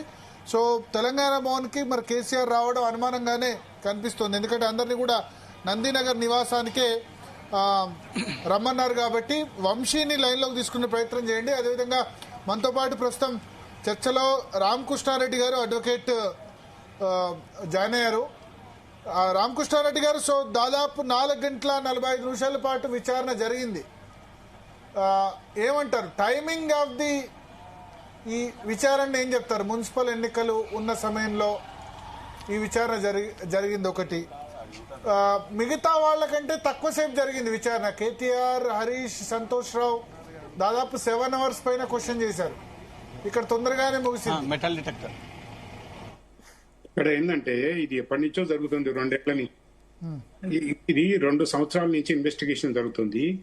కింది ఆఫీసర్లు అరెస్ట్ అయినారు, ఒకరు బెయిల్ తీసుకున్నారు, మిగతా వాళ్ళు కూడా కొంతమంది తీసుకున్నారు. లాస్ట్కి వచ్చేది ఎవరు, ఆదేశాలు ఎవరు ఇచ్చాడు అనే దానికి వస్తుంది. ముందే ఈయన చేయరు కదా, ఈ was head of the state, అప్పుడు చీఫ్ మినిస్టర్ గా ఉన్నారు, వాళ్ళకి ఎవరు ఆదేశాలు ఇచ్చారు అనేది అన్నిటి తర్వాతే ఈయన దగ్గరకు వచ్చారు. ఈ మున్సిపల్ ఎలక్షన్ అనేది nothing to do with municipal. దీని తర్వాత బై ఎలక్షన్లు అయితే ఆ తర్వాత ఏదో ఒకటి ఉంటుంది. దట్ ఈస్ నాట్ ఇది ఈజ్ అన్ రూల్స్. అది మున్సిపల్ ఎలక్షన్ తర్వాత ఇప్పుడు బై ఎలక్షన్ కూడా కావచ్చు. ఇది వాళ్ళు ఇన్వెస్టిగేషన్ లాస్ట్ స్టేజ్ కి వచ్చేసిండ్రు. ఆ తర్వాత మిగిలింది ఒక కేసీఆర్ ని వాళ్ళు ఇన్వెస్టిగేట్ చేసారు. ఇంకా అవసరం ఉంటే ఫర్దర్ ఇన్వెస్టిగేషన్ చేయొచ్చు. వాళ్ళకి కావాల్సిన అంతకుముందు విట్నెస్ ఏం చెప్పారో తెలియదు. తర్వాత ఈయనకే క్వశ్చన్లు అడిగిరు, ఈయనేమి చెప్పిండు అనేది is a part of investigation. ఆ తర్వాత ఇఫ్ దే ఫీల్ దట్ ఆయన కాంప్లిసిటీ ఉందనుకుంటే they might even arrest without warrant also. Arrest అంటే ఇప్పుడు విచారణ చేసిన సాక్షిగానే కదా అయిపోతుంది. వాళ్ళకి కావాల్సిన ఎవిడెన్స్ వచ్చింది అనుకోండి, if they find that there is complicity in the crime, అందులో కొన్ని అఫెన్సులు కాగ్నైజబుల్ అఫెన్సెస్ ఉన్నాయి. దేని కింద వారెంట్ లేకుండా కూడా అరెస్ట్ చేయొచ్చు. అంటే డైరెక్ట్ గా కేసీఆర్ అరెస్ట్ చేస్తారా ముందుగా? ఇప్పుడు హోమ్ సెక్రటరీ, ప్రిన్సిపల్ సెక్రటరీ, లేకపోతే మిగతా వాళ్ళ క్వశ్చన్ కాకుండా వీళ్ళని కాదు, ఇప్పుడే చేయొచ్చు. వాళ్లకు ఇప్పుడు ప్రైమా ఫెసి ఇది కేసు ఉందని అనుకున్నారు అనుకోండి, దీనికంటే కింద ఎవరు అల్టిమేట్లీ ఎవరు కింగ్ పిన్ ఇదంతా చర్పించింది ఎవరు అనుకున్నప్పుడు వాళ్ళు చెప్పినట్టు మేము అప్లై చేశారు. వాళ్ళు కూడా ఉంటారు, ఆఫీసర్లు కూడా. ఏది పడతారు వాళ్ళు చెప్తే చేయకూడదు కదా. ఇందులో అట్లా పర్మిషన్ తీసుకోవాలి, టెలిగ్రాఫ్ యాక్ట్ కింద. ఆ తర్వాత ఇందులో ఐటీ యాక్ట్ వైలేషన్స్ ఉన్నాయి, ఇది రైట్ టు ప్రైవసీ బ్రీచ్ అయినారు. దానికి ఇవన్నీ చాలా అఫెన్సెస్ ఉన్నాయి. ఐపీసీ కింద ఉన్నది, టెలిగ్రాఫ్ యాక్ట్ కింద ఉంది, ఇన్ఫర్మేషన్ టెక్నాలజీ ఉంది, ఇంకా మనకు ఇంకా డేటా ప్రొటెక్షన్ యాక్ట్ కింద ఉన్నాయి. మరి ఏమేమి ఛార్జీలు పెడతారో తెలియదు. అది మరి ఇన్వెస్టిగేషన్, మిగతా వాళ్ళ ఇన్వెస్టిగేషన్ మొత్తం అయిపోయింది. అల్టిమేట్లీ మిగిలింది ఒక్కటే, ఐటీ మినిస్టర్ కూడా అయింది. ఇప్పుడు లాస్ట్ కి చేయాల్సింది ఈయనను చేసేసినారు. ఇది సఫిషియంట్ అనుకుంటే వాళ్ళు ఛార్జ్ షీట్ ఫైల్ చేస్తారు. ఈయన ఈ రోజు ఎగ్జామిన్ చేసినాక ఒకటి రామకృష్ణారెడ్డి గారు మీరు అన్నారు అరెస్ట్ అని, బట్ ఒక ఫైల్ మీద కూడా కేసీఆర్ గాని, కేటీఆర్ గాని, హరీష్ రావు గాని వీళ్ళ సంతకం లేకుండా ఓవరాల్ ఇన్స్ట్రక్షన్స్ ఆధారంగా ఎవిడెన్స్ సరిపోతుందా ప్రూవ్ చేసేందుకు? ఇప్పుడు ఉన్న ఆఫీసర్స్ ఆయన ఆదేశాల ప్రకారం చేసిన ఇంకేం ఎవిడెన్స్ కావాలండి? ఇంకోటి ఏంటంటే వాళ్ళు ఓవరాల్ గా చెప్తే సరిపోతుందా? వాళ్ళు అదే కాకుండా టెలిగ్రాఫ్ యాక్ట్ కింద ఒక ప్రొసీజర్ ఉంది, సుప్రీంకోర్టు గైడ్ లైన్స్ కూడా ఉంది ఎట్లా ప్రొసీజర్. ఇప్పుడు ప్రొసీజర్ కంప్లై అయింది, ఓరల్ ఇన్స్ట్రక్షన్ వాళ్ళ కాంప్లిసిటీ ఉంది ఐఏఎస్ ఆఫీసర్ది. వాళ్ళు ఈయన ఓరల్ ఇన్స్ట్రక్షన్ కంప్లై చేస్తే ఇప్పుడు ఇప్పుడు అరెస్ట్ అయిన ఇప్పుడు ప్రభాకర్ రావు అంటాడు మాకు సీఎం నుంచి ఆదేశాలు ఉన్నాయి, అట్లా చేసినాము, రిటర్న్ ఏం అడగలేదు అని. వాళ్ళు ఏం చెప్పారో తెలియదు కదా ఎవిడెన్స్ లా. చెప్పిన దాని బేసిస్ మీద చేయొచ్చు. వాళ్ళ స్టేట్మెంట్స్ రికార్డ్ చేస్తారు కదా, చేయొచ్చు. అది కాక ఇవన్నీ ఉన్నాయి కదా ఎవిడెన్సెస్. ఇప్పుడు ఆ విక్టిమ్స్ ఎవరైతే ఉన్నారో వాళ్ళు ఏం చెప్పిండ్రో, తర్వాత దాన్ని డేటాను ఇది ట్యాపింగ్ చేసి దేనికి యూజ్ చేశారు అనేది. ఇప్పుడు ఒక ఎస్ఐటి హెడ్ వచ్చేసి మిమ్మల్ని ఇంటరప్ట్ చేస్తున్నందుకు చాలా పెద్ద ఎత్తున బీఆర్ఎస్ నేతలు చేరుకుంటారు. మనకు అక్కడ నందినగర్ నివాసం దగ్గర షంబీపూర్ రాజు, జీవన్ రెడ్డి, ఆర్మూర్ మాజీ ఎమ్మెల్యే, ఇంతకుముందు శ్రీనివాస్ గౌడ్ వెళ్లారు, దుబ్బాక ఎమ్మెల్యే కొత్త ప్రభాకర్ రెడ్డి వెళ్లారు, ఇప్పుడు LB Nagar Sudheer Reddy LB Nagar MLA కూడా మనకు లైవ్ లో అక్కడ నందినగర్ నివాసం దగ్గరికి లోపలికి వెళ్తున్నారు. సో విచారణ జరిగిన తర్వాత అందరు ఎమ్మెల్యేలు, ఎమ్మెల్సీలు అందరినీ కూడా అక్కడికి అలౌ చేస్తున్నారు. సో బహుశా సమాచారం వచ్చినట్టుంది. అదేంటంటే కేసీఆర్ తెలంగాణ భవన్ కు రాకపోవచ్చు, బీఆర్ఎస్ నేతల్నే నందినగర్ నివాసానికి రమ్మన్నట్టుగా తెలుస్తుంది. అయితే ఇంకా క్లారిటీ లేదు, ప్రెస్ కాన్ఫరెన్స్ ఉంటుందా ఉండదా ఏంటి అన్నది. వంశీ మనకు అక్కడ Quthbullapur MLA plus BRS whip Vivekanand Goud కూడా ప్రస్తుతం మనకు అక్కడ నందినగర్ నివాసం దగ్గర కనబడుతున్నారు. ఒకసారి మాట్లాడుతున్నారు ఆయన. వివేకానంద్ గౌడ్ ఏం చెప్తున్నారో లైవ్ లో చూద్దాం. కేవలము కక్ష సాధింపు చర్యలో భాగంగానే రెండు సంవత్సరాలు అయిపోయి ప్రభుత్వం మూడో సంవత్సరం అడుగుపెట్టింది. ప్రభుత్వం చెప్పేది ఏమి లేదు, చేసింది ఏం లేదు, చెప్పుకోవడానికి ఏం లేదు. కేవలము ఈ సిట్ అనేది కాంగ్రెస్ ప్రభుత్వము బీఆర్ఎస్ పార్టీని హరాస్ చేయడానికి, మమ్మల్ని కక్ష సాధింపు చర్యలో భాగంగా మా గొంతు నొక్కడానికి వారిచ్చినటువంటి 100 రోజుల్లో 6 గ్యారంటీలు కానివ్వండి, 420 ప్రామిసెస్ కానివ్వండి, ప్రభుత్వ వైఫల్యాలన్నింటినీ కూడా కప్పుపించుకోవడానికి ఈ రకమైనటువంటి సిట్లు, ఈ రకమైనటువంటి ఏసీబీ కేసులు, ఈ రకమైన ఎంక్వైరీ కమిషన్లతోనే చేస్తుంది తప్ప ప్రభుత్వం దగ్గర ఏమి పూర్తిగా అట్టార్ ఫ్లాప్ అయింది. ఈరోజు ముఖ్యమంత్రి రేవంత్ రెడ్డి గారు అసమర్థ ముఖ్యమంత్రి అని నిరూపితమైంది. ఇప్పటికే ఏమి చేయలేకపోతా ఉన్నారు. అభివృద్ధి కానివ్వండి, సంక్షేమ కార్యక్రమాలు కానివ్వండి, ఏ ఒక్కటి నిరూపించలేకపోతా ఉన్నారు. దేశవ్యాప్తంగా కాంగ్రెస్ పార్టీ నామరూపం లేకుండా పోయింది. పోలీసుల తీరు ఇది నిర్బంధ అప్రకటిత ఎమర్జెన్సీలో కనబడుతోంది. ఎందుకు భయం మీకు? అడుగడుగున కేసీఆర్ గారిని గజ్వేల్ నియోజకవర్గంలో తన సొంత ఇంట్లో ఎర్రవల్లిలో మీరు మీ యొక్క క్వశ్చన్స్ మీ ఇన్వెస్టిగేట్ చేసుకోవచ్చు అంటే ఎందుకు భయపడ్డారు మీరు? ఎందుకు పోలీసులు ఈ యొక్క ప్రభుత్వం కాంగ్రెస్ పార్టీ చేస్తున్నటువంటి నాటకంలో కీలుబొమ్మలుగా మారుతున్నారు పోలీసులు? నేను ప్రశ్నిస్తా ఉన్నాను. అఫిడవిట్ లో ఇక్కడ అడ్రస్ ఉందని చెప్పేసి అని చెప్తారు. మరి హరీష్ రావు గారి అఫిడవిట్ లో సిద్దిపేట అడ్రస్ ఉంది. నోటీస్ ఇక్కడ ఎందుకు ఇస్తావు మరి నువ్వు? అప్పుడు పూర్తిగా పోలీసులు కూడా చట్ట పరిధిలో పని చేయకుండా చట్ట పరిధిని దాటి చేస్తా ఉన్నారు. తప్పకుండా ఇవన్నీ ప్రజలు గమనిస్తా ఉన్నారు, అందరూ గమనిస్తా ఉన్నారు. రేవంత్ రెడ్డి అనేటైనా అసమర్థుడని తేలింది ఇప్పటికే. కాబట్టి మా పైన బురద వెళ్ళడానికి ప్రయత్నం. ఇది మొదటి కేసు కాదు, అనేక కేసులు కాళేశ్వరం విషయంలో కానివ్వండి, ఫార్మర్ రేస్ కానివ్వండి, పవర్ పర్చేస్ అగ్రిమెంట్లు కానివ్వండి, ధరణి పోర్టల్ కానివ్వండి, ఇలా అన్నిట్లో కూడా విచారణ ఏదైనా సరే ఎంక్వైరీ చేయాలి, సిట్ వేయాలి, మమ్మల్ని ఇబ్బంది పెట్టాలి. ఎందుకంటే మేము అడుగుతున్నాం కదా, ప్రజల తరపు అడుగుతున్నాం కదా, దానికి సమానం చెప్పలేక ఈ రకంగా గొంతునకే ప్రయత్నం చేస్తోంది. మొన్న పార్లమెంట్ లో సోషల్ ఎకనామిక్ సర్వే క్లియర్ గా చెప్పింది, కేసీఆర్ గారి నాయకత్వంలో తెలంగాణ రాష్ట్రం సస్యశ్యామలమైంది. ఇంకా అబద్ధాలు చెప్పి కాలేపన చేస్తా అంటే నడవది రేవంత్ రెడ్డి గారు. మీ యొక్క పర్ఫార్మెన్స్ చూపెట్టకపోతే ప్రజలు మీకు చర్మ గీయటం చెప్పడం ఖాయమని చెప్పి ఈ సందర్భంగా హెచ్చరిస్తా ఉన్నాను.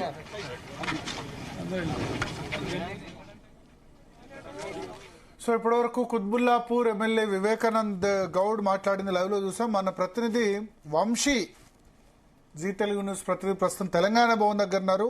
ఒకసారి అక్కడ పరిస్థితిని వివరిస్తారు. వంశీ లైన్ లో ఉన్నారా? పీసీఆర్ నందినగర్ నివాసానికి వెళ్లడానికి ప్రయత్నిస్తున్నారు. పెద్ద ఎత్తున కార్యకర్తలు కావచ్చు, ఎమ్మెల్యేలు, ఎమ్మెల్సీలు ప్రయత్నం చేస్తున్న సందర్భంలో ఒకసారి మన విజువల్స్ లో చూడొచ్చు. ఎమ్మెల్యేలు, ఎమ్మెల్సీల వాహనాలను కూడా నిలిపివేసేటువంటి సందర్భం మనకు కనిపిస్తుంది. ప్రజెంట్ ఇప్పుడే డోర్లు కూడా ఓపెన్ చేస్తా ఉన్నారు. ఇప్పటికే వందలాది మంది కార్యకర్తలు కూడా నందినగర్ నివాసానికి కూడా బయలుదేరినటువంటి పరిస్థితులు మనకు కనిపిస్తోంది. మరోపక్క పోలీసులతో కూడా నాయకులు వాగ్వివాదం దిగుతున్నారు పరిస్థితి కూడా మనకు కనిపిస్తా ఉంది. ఏదైతే ఇవాళ ఉదయం నుంచి కూడా నందినగర్ నివాసం వద్ద మాత్రం కొంత ఏదైతే నందినగర్ నివాసం కావచ్చు, తెలంగాణ భవన్ వద్ద కూడా ఉద్రిక్తత వాతావరణం నెలకొంటున్న సందర్భం కూడా మనకు కనిపిస్తా ఉంది. అర్ధ గంట నుంచి కూడా ఎమ్మెల్యేలు, ఎమ్మెల్సీలు నందినగర్ నివాసానికి వెళ్లాలని ప్రయత్నిస్తుంటే పోలీసులు అడ్డుకున్నారు. ఇప్పుడే ప్రజెంట్ వారిని కూడా బయటకు వదులుతున్నటువంటి సందర్భం మనకు కనిపిస్తా ఉంది. వందలాది మంది కార్యకర్తలు మాత్రం తెలంగాణ భవన్ బ్యాక్ గేట్ నుంచి నందినగర్ నివాసానికి బయలుదేరారు. పెద్ద ఎత్తున నల్ల జెండాలతోటి కూడా ర్యాలీగా వెళ్ళినటువంటి పరిస్థితి మనం ఏదైతే చూసాం కొద్దిసేపటి క్రితం. కానీ వారిని నిలువరించడానికి పోలీసులకు కూడా సాధ్యం కాలేదని కూడా చెప్పాలి. ప్రజెంట్ ఎమ్మెల్యేలు, ఎమ్మెల్సీలు మాత్రం పెద్ద ఎత్తున నందినగర్ నివాసానికి వెళ్తున్నటువంటి సందర్భం మనకు కనిపిస్తోంది. కార్యకర్తలు కూడా ఇప్పటికే పెద్ద సంఖ్యలో నడుచుకుంటా నందినగర్ నివాసానికి వెళ్లారు. ప్రజెంట్ అయితే తెలంగాణ భవన్ చుట్టూరా కూడా వందలాది మంది పోలీసులు మాత్రం ఇంకా మోహరించి ఉన్నారని మనం చెప్పాలి సార్. ఓకే, సో ఇప్పుడు మరి కొద్దిమంది నడుచుకుంటూ కనిపిస్తున్నారు. ఆల్రెడీ వివేక్ గౌడ్ తర్వాత మిగతా వాళ్ళందరూ నందినగర్ నివాసాన్ని చేరుకున్నారు. వాళ్ళు ఎట్లా? వాళ్ళు నడుచుకుంటా వెహికల్స్ లో బయలుదేరారా? ఆల్రెడీ చేరుకున్నారు. ప్లస్ కేసీఆర్ కానీ, కేటీఆర్ కానీ, హరీష్ రావు కానీ ఎవరైనా మీడియాతో మాట్లాడే అవకాశం ఉందా? మన ఇన్ఫర్మేషన్ వచ్చిందా? ఏదైతే ఇప్పటికే తెలంగాణ భవన్లో మాత్రం కేసీఆర్ మీడియా సమావేశానికి మాత్రం ఏర్పాట్లు చేయడం జరిగింది.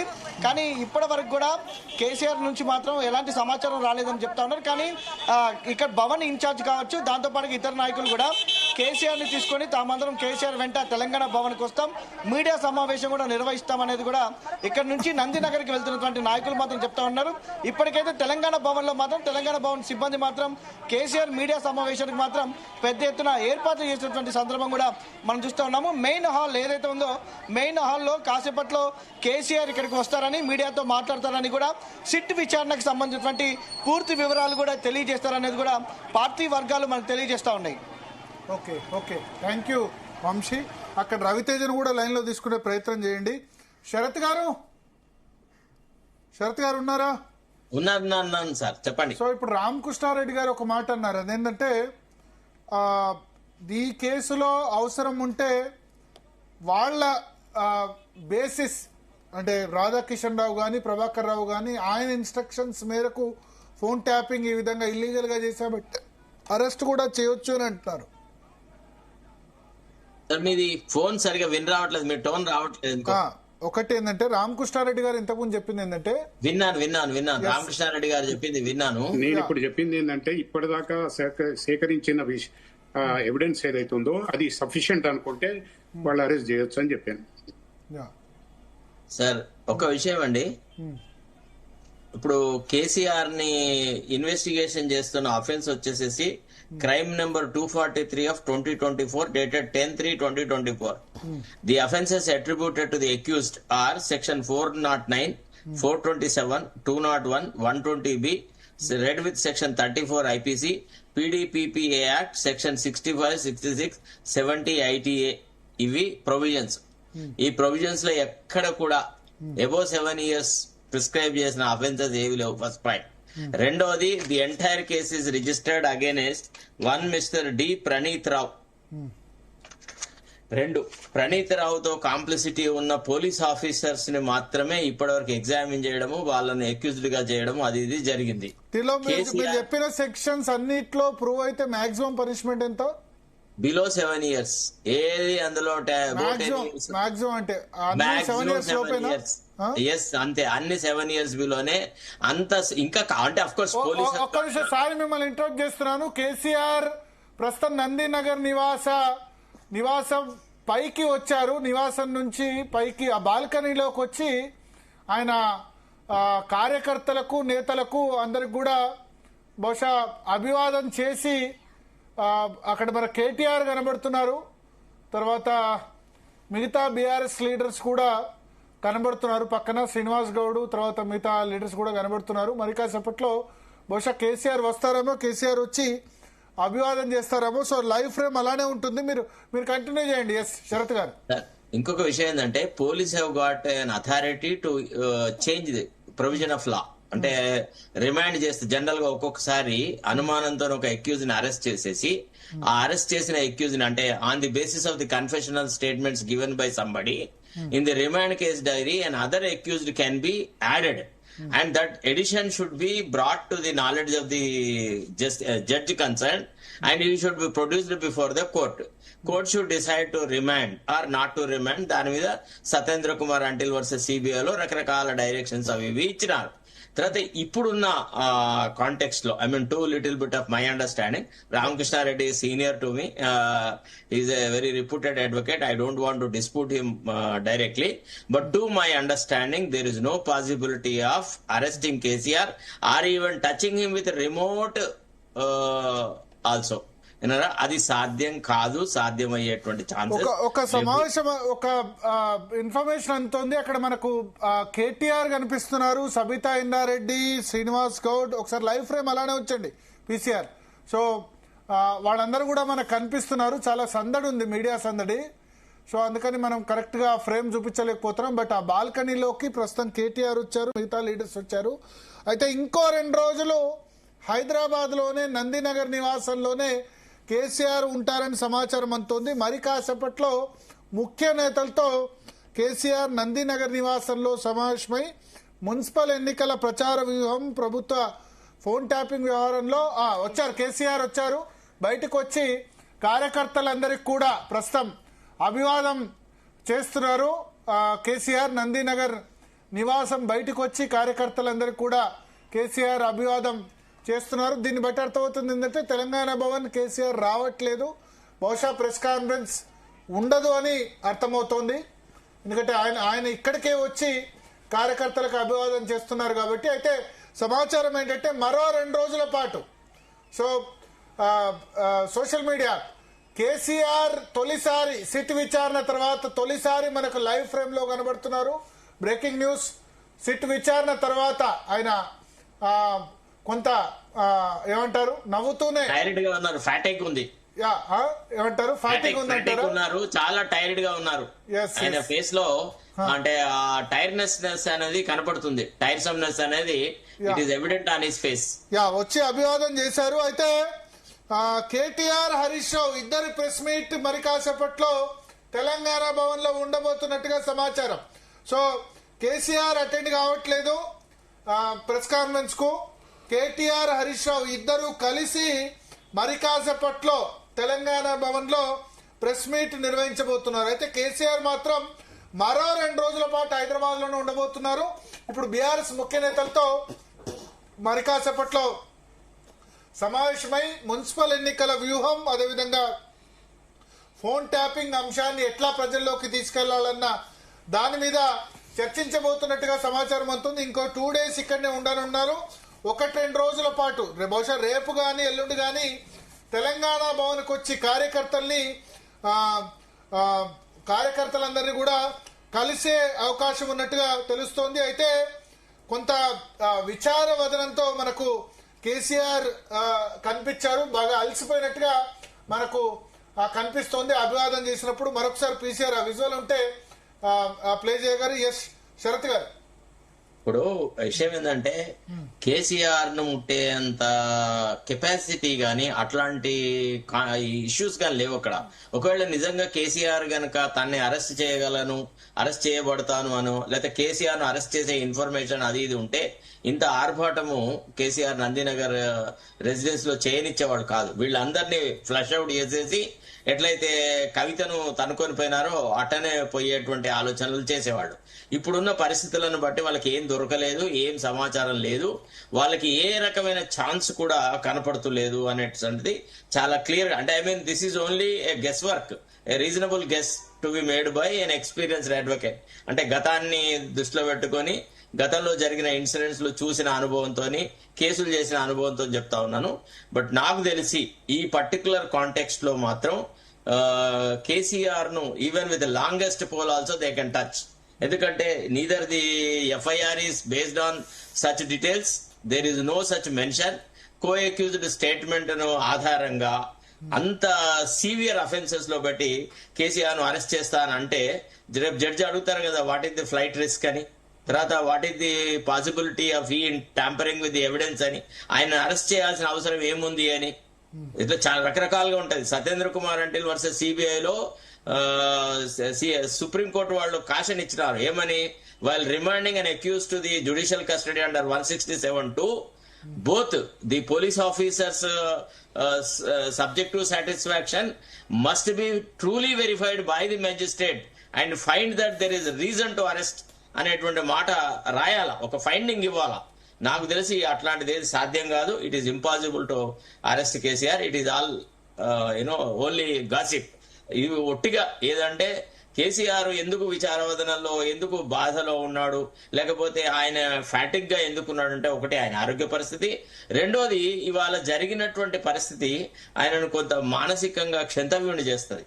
అరే ఏంటిది ఇదంతా, ఈ దుస్థితి ఇట్లా వచ్చింది ఏంది, ఈ ఎదవలను నమ్మితిని కదా వీళ్ళందరూ నాకు ఎట్లాంటి దుస్థితి తీసుకువచ్చినారని కొంతమంది తన అనుచర గణం మీద ఆయన కొంత బాధలో ఉండుంటాడేమో నాకు అనుమానం. నా దృష్టిలో కేసీఆర్ కు మాత్రం ఒక మానసికంగా ఒక రియలైజేషన్ అయితే వచ్చింది. ఏంటంటే కొంతమందిని గుడ్డిగా నమ్మినాను, వీళ్ళు తన నమ్మకానికి తగ్గట్టుగా పని చెయ్యలేదు, వీళ్ళు చాలా దుర్మార్గంగా వ్యవహరించినారు అనేటువంటి భావన మాత్రం డెఫినెట్లీ ఉంటది.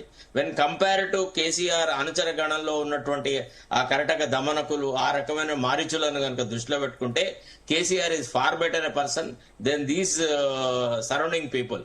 కాబట్టి ఆ రకమైన బాధలో ఉన్నాడేమోనని my reading of his face. Yes Ramarao గారు ఎగ్జాక్ట్లీ సార్ చెప్పిన దాంతో నేను అగ్రి అవుతా. ఎందుకంటే ఎట్లాంటి ఒకటే సింగిల్ సోలోగా నేను ఉద్యమానికి వ్యూహరచన చేసి ఇంత దూరం తీసుకొచ్చి ఇంత చేస్తే ఈ రోజు నన్ను ఏ రకంగా ఎంత దారుణంగా చేసిండ్రు నేను నమ్మిన వాళ్ళు అని డెఫినెట్గా ఆ బాధ ఉంటుంది. కాకపోతే ఒకటి ఏంటి అంటే డెఫినెట్గా అంతకుముందు విచారణకు వెళ్ళిన హరీష్ కానీ కేటీఆర్ కానీ సంతోష్ కానీ వాళ్ళు విచారణకు వెళ్ళొచ్చినాక డెఫినెట్గా కేసీఆర్ గారు అడుగుతారు, మిమ్మల్ని ఏం అడిగినరు, ఏం క్వశ్చన్ చేసిండ్రు, ఏం ప్రూఫ్స్ చూపించిండ్రు అని అడుగుతారు. అక్కడ జరిగిందంతా వీళ్ళు ఎట్లాగో చెప్తారు. చెప్పినాక తర్వాత అంతకుముందు ఎవరైతే ప్రణీత్ రావు నుంచి మొదలు పెడితే ఇప్పుడు లాస్ట్కు వెళ్ళిన శకుని సంతోష్ గౌడి వరకు జరిగిందంతా కూడా ఎవిడెన్స్ తోటి ఈరోజు కేసీఆర్ గారికి చూపించి ఉండొచ్చు. ఆ ఎవిడెన్స్ చూసి కేసీఆర్ గారికి అయోమయమా జరిగి ఉంటుంది డెఫినెట్ గా, అట్లా నో డౌట్. దాంట్లో ఏ రకంగా అసలు నేను చెప్పింది ఏంది, జరిగింది ఏంది, ఎంత దారుణంగా జరిగింది అనేది ఆయన కళ్ళకు గట్టినట్టు కనపడి ఉండొచ్చు ఎవిడెన్సెస్. సో ఇక దాంట్లో భాగంగా ఆయనకు ఇంత నాకు దీనస్థితి దుస్థితి తెచ్చిన దరిద్రులు ఏంటి అనేది ఆయనకు అర్థమైపోయింది. అర్థమైపోయినా కానీ ఆయన ఏం చేయలేని పరిస్థితి ఇప్పుడు ఆయన. ఓకే ఓకే భరత్ గారు చెప్పండి, ఒకసారి ఇంటర్వ్యూ కావచ్చా? చెప్పండి శరత్ గారు. Blood is thicker then water అంటారు. రమ్యారావులో కూడా ఏదో ఒక కోణంలో కేసీఆర్ పట్ల ప్రేమ అభిమానం కొట్టవచ్చినట్టుగా కనపడుతుంది. ఆమెలో కూడా కొంత పశ్చాత్తాపం ఉంది. అరే మా పెద్దనాన్నకో లేకపోతే మరి బాబాయో ఏమవుతాడో తెలియదు నాకు ఆ సంబంధాలంతగా. ఆయనకి జరిగేటువంటి పరిస్థితి పట్ల ఆమెలో కూడా కొంత బాధ కనబడుతా ఉంది. ఆమెకున్న కోపం వల్ల ఈ కోటరీ వాళ్ళు మరి కాసేపట్లో ఒక 30 seconds లో లోపల నుంచి ఆయన నడుచుకుంటూ వస్తుంది, పక్కన హరీష్ రావు, తర్వాత వాళ్ళు ఉంటున్న విజువల్స్ కూడా మరి కాసేపట్లో ఒక 30 seconds లోనే ప్లే చేస్తాము. ఇప్పుడు కేవలం బయట విజువల్స్ ఉన్నాయి. లోపల నుంచి నందినగర్ లోపల నివాసం నుంచి ఎలా నడుచుకుంటూ వచ్చారు ఆ విజువల్స్ మరి కాసేపట్లో ఒక 30 seconds లో ప్లే చేస్తాం. ఎస్ చెప్పండి శరత్ గారు. సో అట్లా నాకు ఆమె అభిప్రాయం కనపడ్డది. ఆమె కూడా డైరెక్ట్ గా కేసీఆరే దుర్మార్గుడు అని చెప్పలేకపోతుంది. అంతకాలం కేసీఆర్ కుటుంబం నుంచి దూరంగా ఉన్నా, ఒక ప్రతిపక్ష పార్టీలో ఉన్నా, ఈనాడు అధికార పార్టీలో ఉన్నా, ఆమె కూడా తనని తను కన్విన్స్ చేసుకోలేకపోతుంది. అంటే కేసీఆర్ ఇట్లాంటి దుర్మార్గమైన వ్యవహారాలు చేసి ఉంటాడని. సరే ఇక రెండవ మాట, ఆమె తన గొప్ప అంటే ఆమె చెప్పింది ఏదైతే కేసీఆర్ చూడండి శరత్ గారు, ఇప్పుడు విజువల్స్ నందినగర్ నివాసం లోపల నుంచి ఆయన నడుచుకుంటూ వచ్చి అభివాదం చేసే వరకు ఫుల్ విజువల్స్ ఉన్నాయి. పక్కన హరీష్ రావు, పల్లా రాజేశ్వర రెడ్డి. కొంత నడక అయితే మెల్లగానే నడుస్తున్నారు గతంతో పోలిస్తే. నడక అయితే కానీ పట్టుకునే మొన్న హరీష్ రావు తండ్రి మరణించినప్పుడు పట్టుకోవాల్సి వచ్చింది. బట్ ఇప్పుడు ఎవరు సహాయం లేకుండా నడుస్తున్నారు. కానీ కొంత బాత్రూమ్ లో కాలు జారి పడ్డ తర్వాత నుంచి నడకలో కొంత తేడా అయితే ఉంది. కొంత ఉద్వేగంగానే ఉన్నారు కేసీఆర్. అంత ఉల్లాసంగా అయితే మనకు కనిపించట్లేదు. మొన్న ప్రెస్ కాన్ఫరెన్స్ లో చాలా ఉల్లాసంగా కనిపించారు కేసీఆర్. పాలమూరు రంగారెడ్డి సంబంధించిన ప్రెస్ కాన్ఫరెన్స్ పెట్టినప్పుడు. బట్ ఇప్పుడైతే కొంత ఉద్వేగంగానే మనకు కనబడుతోంది. ఆయన చూస్తుంటే కనుక సిట్ విచారణ తర్వాత అక్కడ గ్యాదర్ అయిన వాళ్ళందరినీ కూడా కార్యకర్తలు వాళ్ళందరినీ వచ్చి అభివాదం చేసి మళ్ళీ వెంటనే 1 నిమిషం పాటు అభివాదం చేసి మళ్ళీ వెంటనే వెనక్కి వచ్చేసారు. మళ్ళీ ఒకసారి విజువల్ ప్లే చేయగలరు. లోపల నుంచి నడుచుకుంటూ వచ్చిన విజువల్స్ ని. కేసీఆర్ ఉన్నారు, మెల్లిగా నడుచుకుంటూ వస్తున్నారు. వెనక హరీష్ రావు, పల్లా రాజేశ్వర రెడ్డి, అదేవిధంగా ఉప్పల్ ఎమ్మెల్యే రాజిరెడ్డి ఉన్నారు, మత్స్వనాచారి, తర్వాత కేటీఆర్, మిగతా వాళ్ళందరూ కూడా బయట ఉన్నారు. సో బయటకు వచ్చి ఆయన వాళ్ళందరికీ అభివాదం చేశారు. అభివాదం చేసి 1 నిమిషం పాటు ఉండి మళ్ళీ లోపలికే వెళ్ళిపోయారు. బట్ తెలంగాణ భవన్కి రావట్లేదు ఇవాళ. రేపు లేదా ఎల్లుండి తెలంగాణ భవన్కి కేసీఆర్ వచ్చే అవకాశం ఉందంటారు. మరి కాసేపట్లో హరీష్ రావు, కేటీఆర్ ఇద్దరు కలిసి ప్రెస్ కాన్ఫరెన్స్ నిర్వహిస్తారు అని చెప్తున్నారు. ఎస్ శరత్ గారు చెప్పండి. ఇప్పుడు ఒకటేమంటే సార్, 4-4.5 గంటలు ఒకే వ్యక్తులను చూస్తూ ఆ వ్యక్తులు మాట్లాడింది, వాళ్ళు అడిగిన ప్రశ్నలకు సమాధానాలు చెప్పడము, తర్వాత ఇవన్నీ జరిగిన తర్వాత జనరల్ గా ఆరోగ్యంగా ఉన్న వ్యక్తే కొంత మేము టైర్డ్ అవుతాం. అంటే రామకృష్ణారెడ్డి గారైనా మేమైనా కానీ మేము కోర్టులలో ప్రొసీడింగ్స్ చూస్తుంటే కోర్టులో పార్టిసిపేట్ అవుతాం. చాలాసార్లు మేము ఆర్గ్యూ చేయకపోవచ్చు కానీ వాళ్ళు వీళ్ళు మాట్లాడుతుంది అది ఇది వింటే చూసి విని బయటకు వచ్చేటప్పటికి కోర్టు రూమ్ నుంచి బయటకు వస్తే మేమే వి గెట్ టైర్డ్. ఇది కేసీఆర్ కి పాపం ఇటీవలే జరిగినటువంటి ఆ యాక్సిడెంట్, ఆయన హాస్పిటలైజ్ అవ్వడము, తర్వాత ఆయన హెల్త్ కండిషన్, ఈజ్ ఏజ్, తర్వాత ఈ మెంటల్ వరీస్, దిస్ ఎగనీ ఆఫ్ తర్వాత రెండోది ఏంటంటే కేసీఆర్ ని ఎక్కువగా వరీ చేస్తున్న మెయిన్ అంశం ఇటీవల కాలంలో కవిత ప్రదర్శిస్తున్న తీరు. కవిత ఏ రకంగా అయితే ఆమె రెస్పాండ్ అవుతుందో, ఈవెన్ రమ్యారావు చూపట్టినంత సానుభూతి గాని లేకపోతే ఏ రకమైన ప్రేమ గాని కవిత చూపట్లేకపోతుంది. ఒక రకంగా నిన్ననో ఎక్కడో నేను సోషల్ మీడియాలో చూసినాను, ఆయన తప్పు చేసినాడు అని ఈమె నిర్ధారిస్తూ మాట్లాడినట్టుగా కూడా చూసినాను. అంటే అంత దిగజారుడు వ్యవహారాలు ఒక ఇన్వెస్టిగేషన్ జరుగుతున్న దశలో తన సొంత కూతురే మాట్లాడడం కూడా కొంత ఆయనకు వరీసంగా ఉంటది. He must be in the midst of a kind of melancholy, ఒక రకమైన బాధలోనే ఉన్నట్టుగా కనపడుతుంది అనమాట. తర్వాత రెండోది కేసీఆర్ వచ్చి ప్రెస్ కాన్ఫరెన్స్ దీని మీద పెట్టడం తప్పే. తర్వాత ఇప్పుడు ఈ హరీష్ రావు, కేటీఆర్ కూడా ఈ జరిగిన ఇన్వెస్టిగేషన్ వ్యవహారాల్లో వచ్చి మాట్లాడితే అది హియర్ సీనే. అక్కడ ఏం జరిగిందో వీళ్ళకి డైరెక్ట్ గా తెలియదు కాబట్టి వీళ్ళు చెప్పే మాటలకి ఏమంత పెద్ద విశ్వసనీయత ఉండదు. ఏదో వీళ్ళుగా రొటీన్ గా వీళ్ళకి అలవాటైంది. ఆయన అడిగిందే చెప్పలేరు కానీ వీళ్ళు ఆయన అడిగారు ఏం చెప్పారు అన్నది ఏం చెప్పలేరు. వీళ్ళు రొటీన్ గా వీళ్ళ ప్రవచనాలు ఉంటాయి కదా, ఇక గట్టనే వింటారు, వదిలేడతారు. ఒక చెవి నుంచి వినేది ఇంకో చెవి నుంచి వదిలేటది. వీళ్ళకి విశ్వసనీయత తగ్గిపోయిందండి. ఒక రకంగా చెప్పాలంటే ఈ రోజు ఏదో ఉన్నది లేనిది అది ఇది చెప్పిందే చెప్పుడు రిపీట్ చేయడము, తర్వాత సేమ్ గదే రేవంత్ రెడ్డి పర్ఫార్మెన్స్ లేదనడం, రేవంత్ రెడ్డి మీద అటాక్ చేయడం, ఇదంతా ఇక విని ప్రజలు విసికెత్తారు.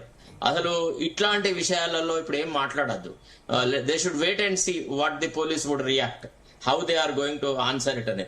ఒకవేళ ఏదన్నా తప్పుడు సమాచారం ఇచ్చి ప్రజలను తప్పుదో పట్టించే ప్రెస్ రిలీజ్ వస్తే అప్పుడు కేసీఆర్ నోరు విప్తే అర్థం ఉంది. కానీ ఇప్పుడు వచ్చేసేసి ఇంటరాగేషన్ తర్వాత ఇమీడియట్ గా వచ్చి ప్రెస్ లో చెప్పడం అనేది అయితే I don't think it is politically a wise decision. Okay, yes. Bharatiya Janata Party నుంచి రవికుమార్ గారు జాయిన్ అయ్యారు. రవికుమార్ గారు నమస్తే అండి. భరత్ గారు ఏమంటారు? విచారణ అయితే కంప్లీట్ అయింది, 4 hours 45 minutes. విచారణ జరుగుతున్న టైమింగ్ తర్వాత మిగతా వాటి మీద భారతీయ జనతా పార్టీ ఏమనుకుంటుంది? కొండను తవ్వినట్టున్నాడు. ఏం మరి ఎలుకని పట్టిండా ఇంటికని పట్టిండా తెలియదు రేవంత్ రెడ్డి గారు. ఆయన ఉద్దేశమే లేదు ఫోన్ ట్యాపింగ్ లో ఉన్నటువంటి నిందితులను గుర్తించాలని. ఫస్ట్ ఆఫ్ ఆల్ నా పాయింట్స్ నేను కరెక్ట్ గా చెప్తానండి. నిందితులు ఎవరో గుర్తించాలనే ఉద్దేశం ఈ ప్రభుత్వానికి లేదు. అదేవిధంగా గుర్తించిన నిందితులను శిక్షించాలని మీరు ఎట్లా డిక్లేర్ చేస్తారండి? ఉద్దేశం లేదు రేవంత్ రెడ్డి గారికి ప్రభుత్వానికి అని మీరు ఎట్లా డిక్లేర్ చేస్తారు? అట్లా అనుకుంటే ఇన్వెస్టిగేషన్ ఎట్లా చేస్తామండి? మరి అట్లా అనద్దు కదండి. చెప్పండి. కాంగ్రెస్ ప్రతినిధి మాట్లాడుతుంటారు. సరే అమ్మా, మీకు ఆ ఉద్దేశం ఉంటే గత 1.5 సంవత్సరాల నుంచి దాదాపు 2 సంవత్సరాలు అవుతుంది మీ విచారణ. 2 సంవత్సరాల నుంచి ఒక చిన్న ఫోన్ ట్యాపింగ్ అంశాన్ని దానిలో విచారణ జరిపి దాంట్లో నిందితులు ఎవరో తేల్చలేకపోతున్నారు కదా. ఇప్పటికే అధికారులు అరెస్ట్ అయినారు. అధికారులు అరెస్ట్ అయిన తర్వాత దాని వెనుక లేదా అది చిన్న అంశం అంటారు ఏంది? ఫోన్ ట్యాపింగ్ 6,000 నెంబర్లు ట్యాప్ అయితే చిన్న అంశం అంటారు ఏంది? దాదాపు 1 year వరకు ప్రభాకర్ రావు గారే దిక్కులేరు కదా. ఇక్కడ చిన్న అంశం అంటారు ఏంది మీరు? మీకు ఇంకా చాలా పెద్ద ఉన్నాయి. కాళేశ్వరం స్కీమ్ ని స్కామ్ చేసి వాడుకున్నది ఉన్నది. దాన్ని ఎందుకు బయటకు తీస్తలేరు? దాంట్లో అది మీ చేతుల్లో పెట్టినాం కదా. మీరు కదా చేయాల్సింది. అది మీరు కదా చేయాల్సింది. మేము కాదు. మేము చేసేది మేము చేస్తున్నాం. మీరు చేయాల్సింది మీరు చేయండి. మీరు చేయకుండా ఇంతసేపు మమ్మల్ని అనడం అదొకటి. అమ్మా, మీరు కాంగ్రెస్ ప్రతినిధి నాకు మాట్లాడివ్వండి. నేను ఇప్పుడే వచ్చినా, ఇప్పుడే జాయిన్ అయినా. నేను ఇప్పుడే మాట్లాడి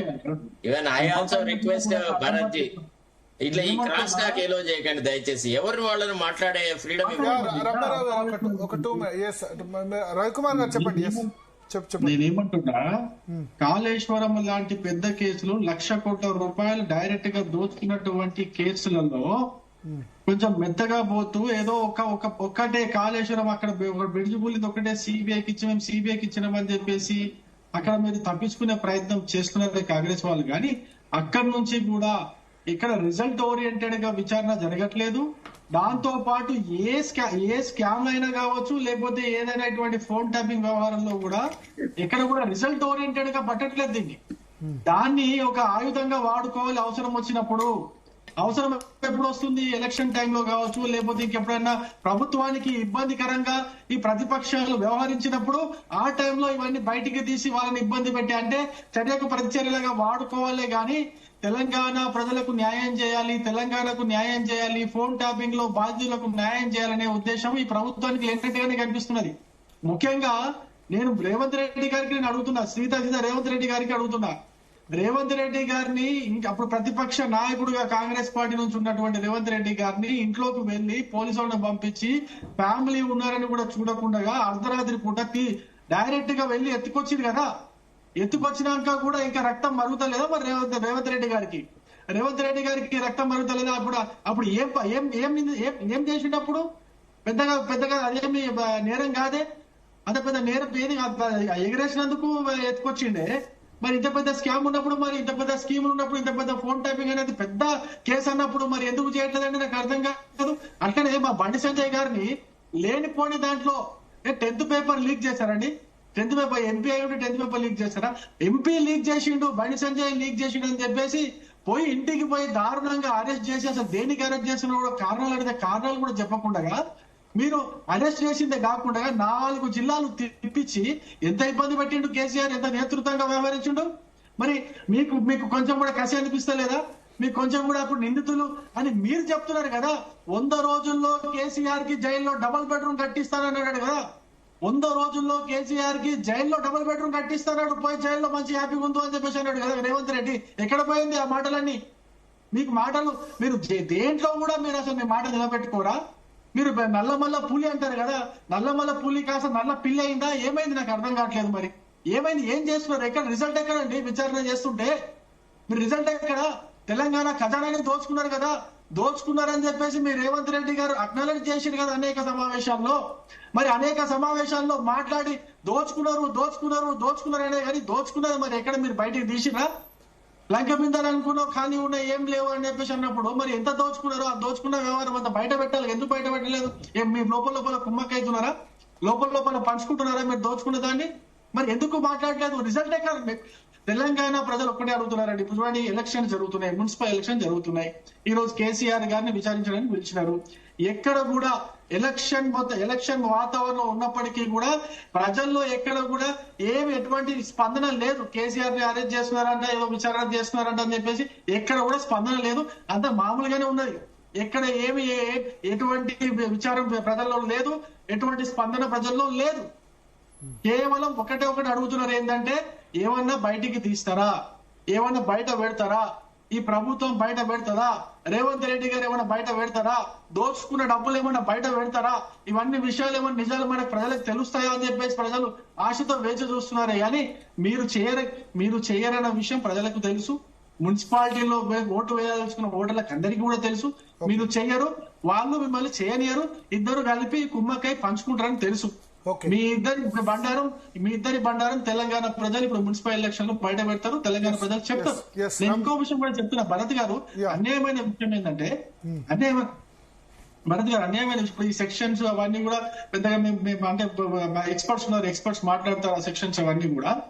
ఇప్పుడు ఏ సెక్షన్ కింద కేసీఆర్ గారిని విచారణకు పిలిచిర్రో అంతకంటే పెద్ద నేరారోపణలు అంటున్నాయి.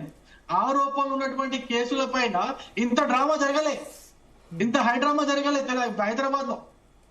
అంటే అంతకంటే పెద్ద స్కామ్లు ఉన్నాయి. ఇప్పుడు ఈయన చెప్పినటువంటి స్కాములు, ఆరోపణలు నేను ఏమంటున్నానండి, నేను చాలా బాధతో చెప్తున్నా, ఆవేదనతో చెప్తున్నా.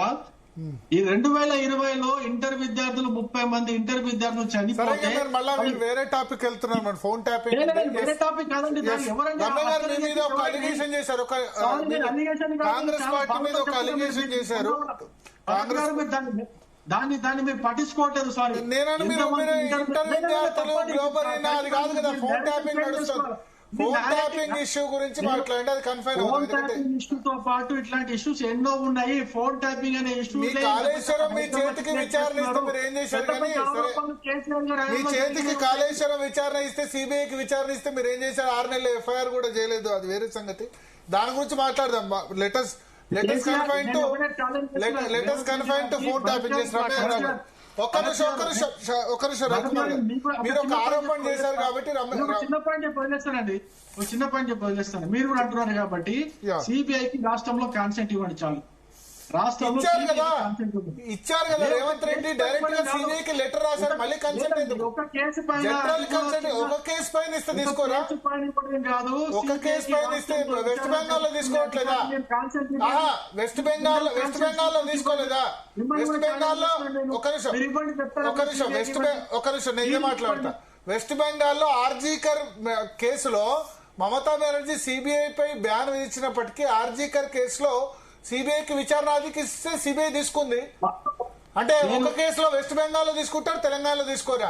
ఇక సార్ అది వేరే సంగతి. మళ్ళీ మీరు మాట్లాడిన ఆర్జీకర్ మహిళా డాక్టర్ మీద అత్యాచారం కేసులో తీసుకుందా లేదా సిబిఐకి ఇవ్వాలి?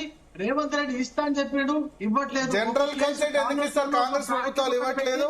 ఓన్లీ మేడిగడ్డకు సంబంధించిన దాన్నే విచారణకి ఇచ్చిండు. మొత్తం కాళేశ్వరం తీసుకో, ముందు మేడిగడ్డలో చూపించండి. మేడిగడ్డలో చూపించండి కదా. మేడిగడ్డలో అక్రమాలు జరిగాయా లేదా? మీ పార్టీ స్టాండ్ ఏంది? నేనేమంటున్నా, మేడిగడ్డలో అక్రమాలు జరిగాయా లేదా? మేడిగడ్డ కుంగిందా లేదా? ముందు దాన్ని ప్రూవ్ చేయండి. కాళేశ్వరం సంగతి తర్వాత. మొత్తం మేడిగడ్డ కుంగింది. కేంద్ర ప్రభుత్వ సంస్థ ఎన్సిడిసి కూడా ధృవీకరించింది. అదే విధంగా అనేక ఆరోపణలు వాటిపైన పెట్టింది. అదంతా జరిగింది, కాదనట్లేదు. కానీ కార్పొరేషన్ పేరుతో ఏదైతే బడ్జెట్ కేటాయించి దాన్ని ఖర్చు చేసి కాంట్రాక్టర్లకు బిల్లులు కట్టకడం ముందు రిలీజ్ చేసి వాటిని పెంచి మరి బిల్లులు రిలీజ్ చేసి దాంట్లో నుంచి వీళ్లు పంచుకునేది ఉన్నదో ఆ కథ మొత్తం కార్పొరేషన్ పైన పెట్టాలి. మేడిగడ్డ కాకుండా కంప్లీట్ కాళేశ్వరం కార్పొరేషన్ పైన సిబిఐ విచారణ పెడితే మొత్తం అన్ని బయటకు వస్తాయి.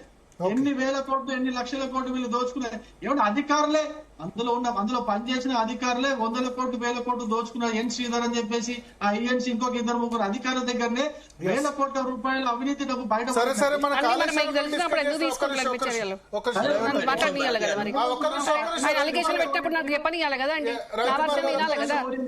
రవికుమార్ గారు ఆగండి, ఒక్క నిమిషం. మీ point you made your point. ఒక్క నిమిషం. రామారావు గారు, మీరు ఎందుకు యాక్షన్ తీసుకోవట్లేదు ఇన్ని రోజులు? ఇంకా ఎందుకు ఆలస్యం అవుతుందని బీజేపీ క్వశ్చన్ చేస్తుంది. ఇన్ని రోజులు ఎప్పుడండి? 2 సంవత్సరాలే అయింది. ఆ 2 సంవత్సరాలలో దాదాపు చెప్పనీయండి, మరి నా వర్షన్ కూడా వినాలి కదా అందరూ. 1 year వరకు ప్రభాకర్ రావు గారు లేరు. వారిని తీసుకురావడానికి ఎంత కష్టమైందో తెలుసు. వచ్చినాక 1 by 1 మేము చేస్తూనే ఉన్నాం కదా ఇన్వెస్టిగేషన్. ఆ ఇన్వెస్టిగేషన్ డేటా ఆధారంగానే ఈ రోజు కేసీఆర్ గారిని పిలవడం జరిగింది. ఇంకా ఈ రవికుమార్ గారు చెప్పినట్టు మరి అట్లంటే మీ పార్టీ ఎంపీ కదా లిక్కర్ స్కామ్ గురించి ఫస్ట్ కవిత ఉన్నది అని చెప్తే ఆ తర్వాత మీరు ఎన్ని రోజులు మీరు డ్రామా చేసిండ్రు, ఎన్ని రోజులు సీరియల్ లాగా చూపించిండ్రు. ఎప్పుడు మీరు కవితను అరెస్ట్ చేసిండ్రు? నిజంగా కవిత తప్పు చేస్తే ఇమీడియట్ గా, ఇప్పుడు మమ్మల్ని మీరు అంటున్నారు కానీ ఇమీడియట్ గా చేయకుండా కేవలం ఎంపీ ఎలక్షన్స్ అప్పుడేమన్నా అని చెప్పని కదా. ఇందాక మీరు చెప్పినప్పుడు నేను ఉన్నాను కదా, ఎంపీ ఎలక్షన్స్ లో మీకు వస్తుండే 0 వస్తుండే. అప్పుడు ఎలక్షన్స్ టైంలో మీరు కవితను అరెస్ట్ చేసిండ్రు. మీకు చిత్తశుద్ధి ఎక్కడ ఉంది? మీరు మళ్ళీ మాట్లాడద్దు మా గురించి. మీరు మాట్లాడద్దు. ఫస్ట్ మీరు చేసింది మీ నిర్వాకాలు సరిగా లేక మళ్ళీ మమ్మల్ని అంటారా ఎందుకు? మీరు ఎప్పుడు 8 సీట్లు ఒట్టినే వచ్చినాయా? కేవలం కవిత అరెస్ట్ కారణంగానే మీకు 8 సీట్లు వచ్చినాయి. లేకుంటే గుండు సున్నా వచ్చేది. మీకేమొచ్చేది? మా 8 సీట్లు గద్దల్లాగా కవితను అరెస్ట్ చేసి మీరు ఎత్తుకొని పోయినరు. మళ్ళీ కాళేశ్వరం గురించి ప్రతిసారి మీ మోడీ గారు, అమిత్ షా గారు ఎక్కడికి వచ్చినా కూడా వినండి. నేను చెప్పినప్పుడు మీరు వినాలి కదా. ఎప్పుడు వచ్చినా గానీ కాళేశ్వరం ఏటీఎం అయింది కేసీఆర్ కుటుంబానికి అన్నారు. మరి అన్నప్పుడు మరి మీ చేతుల్లో మేము పెట్టినాం కదా, మా ముఖ్యమంత్రి పెట్టిండు కదా.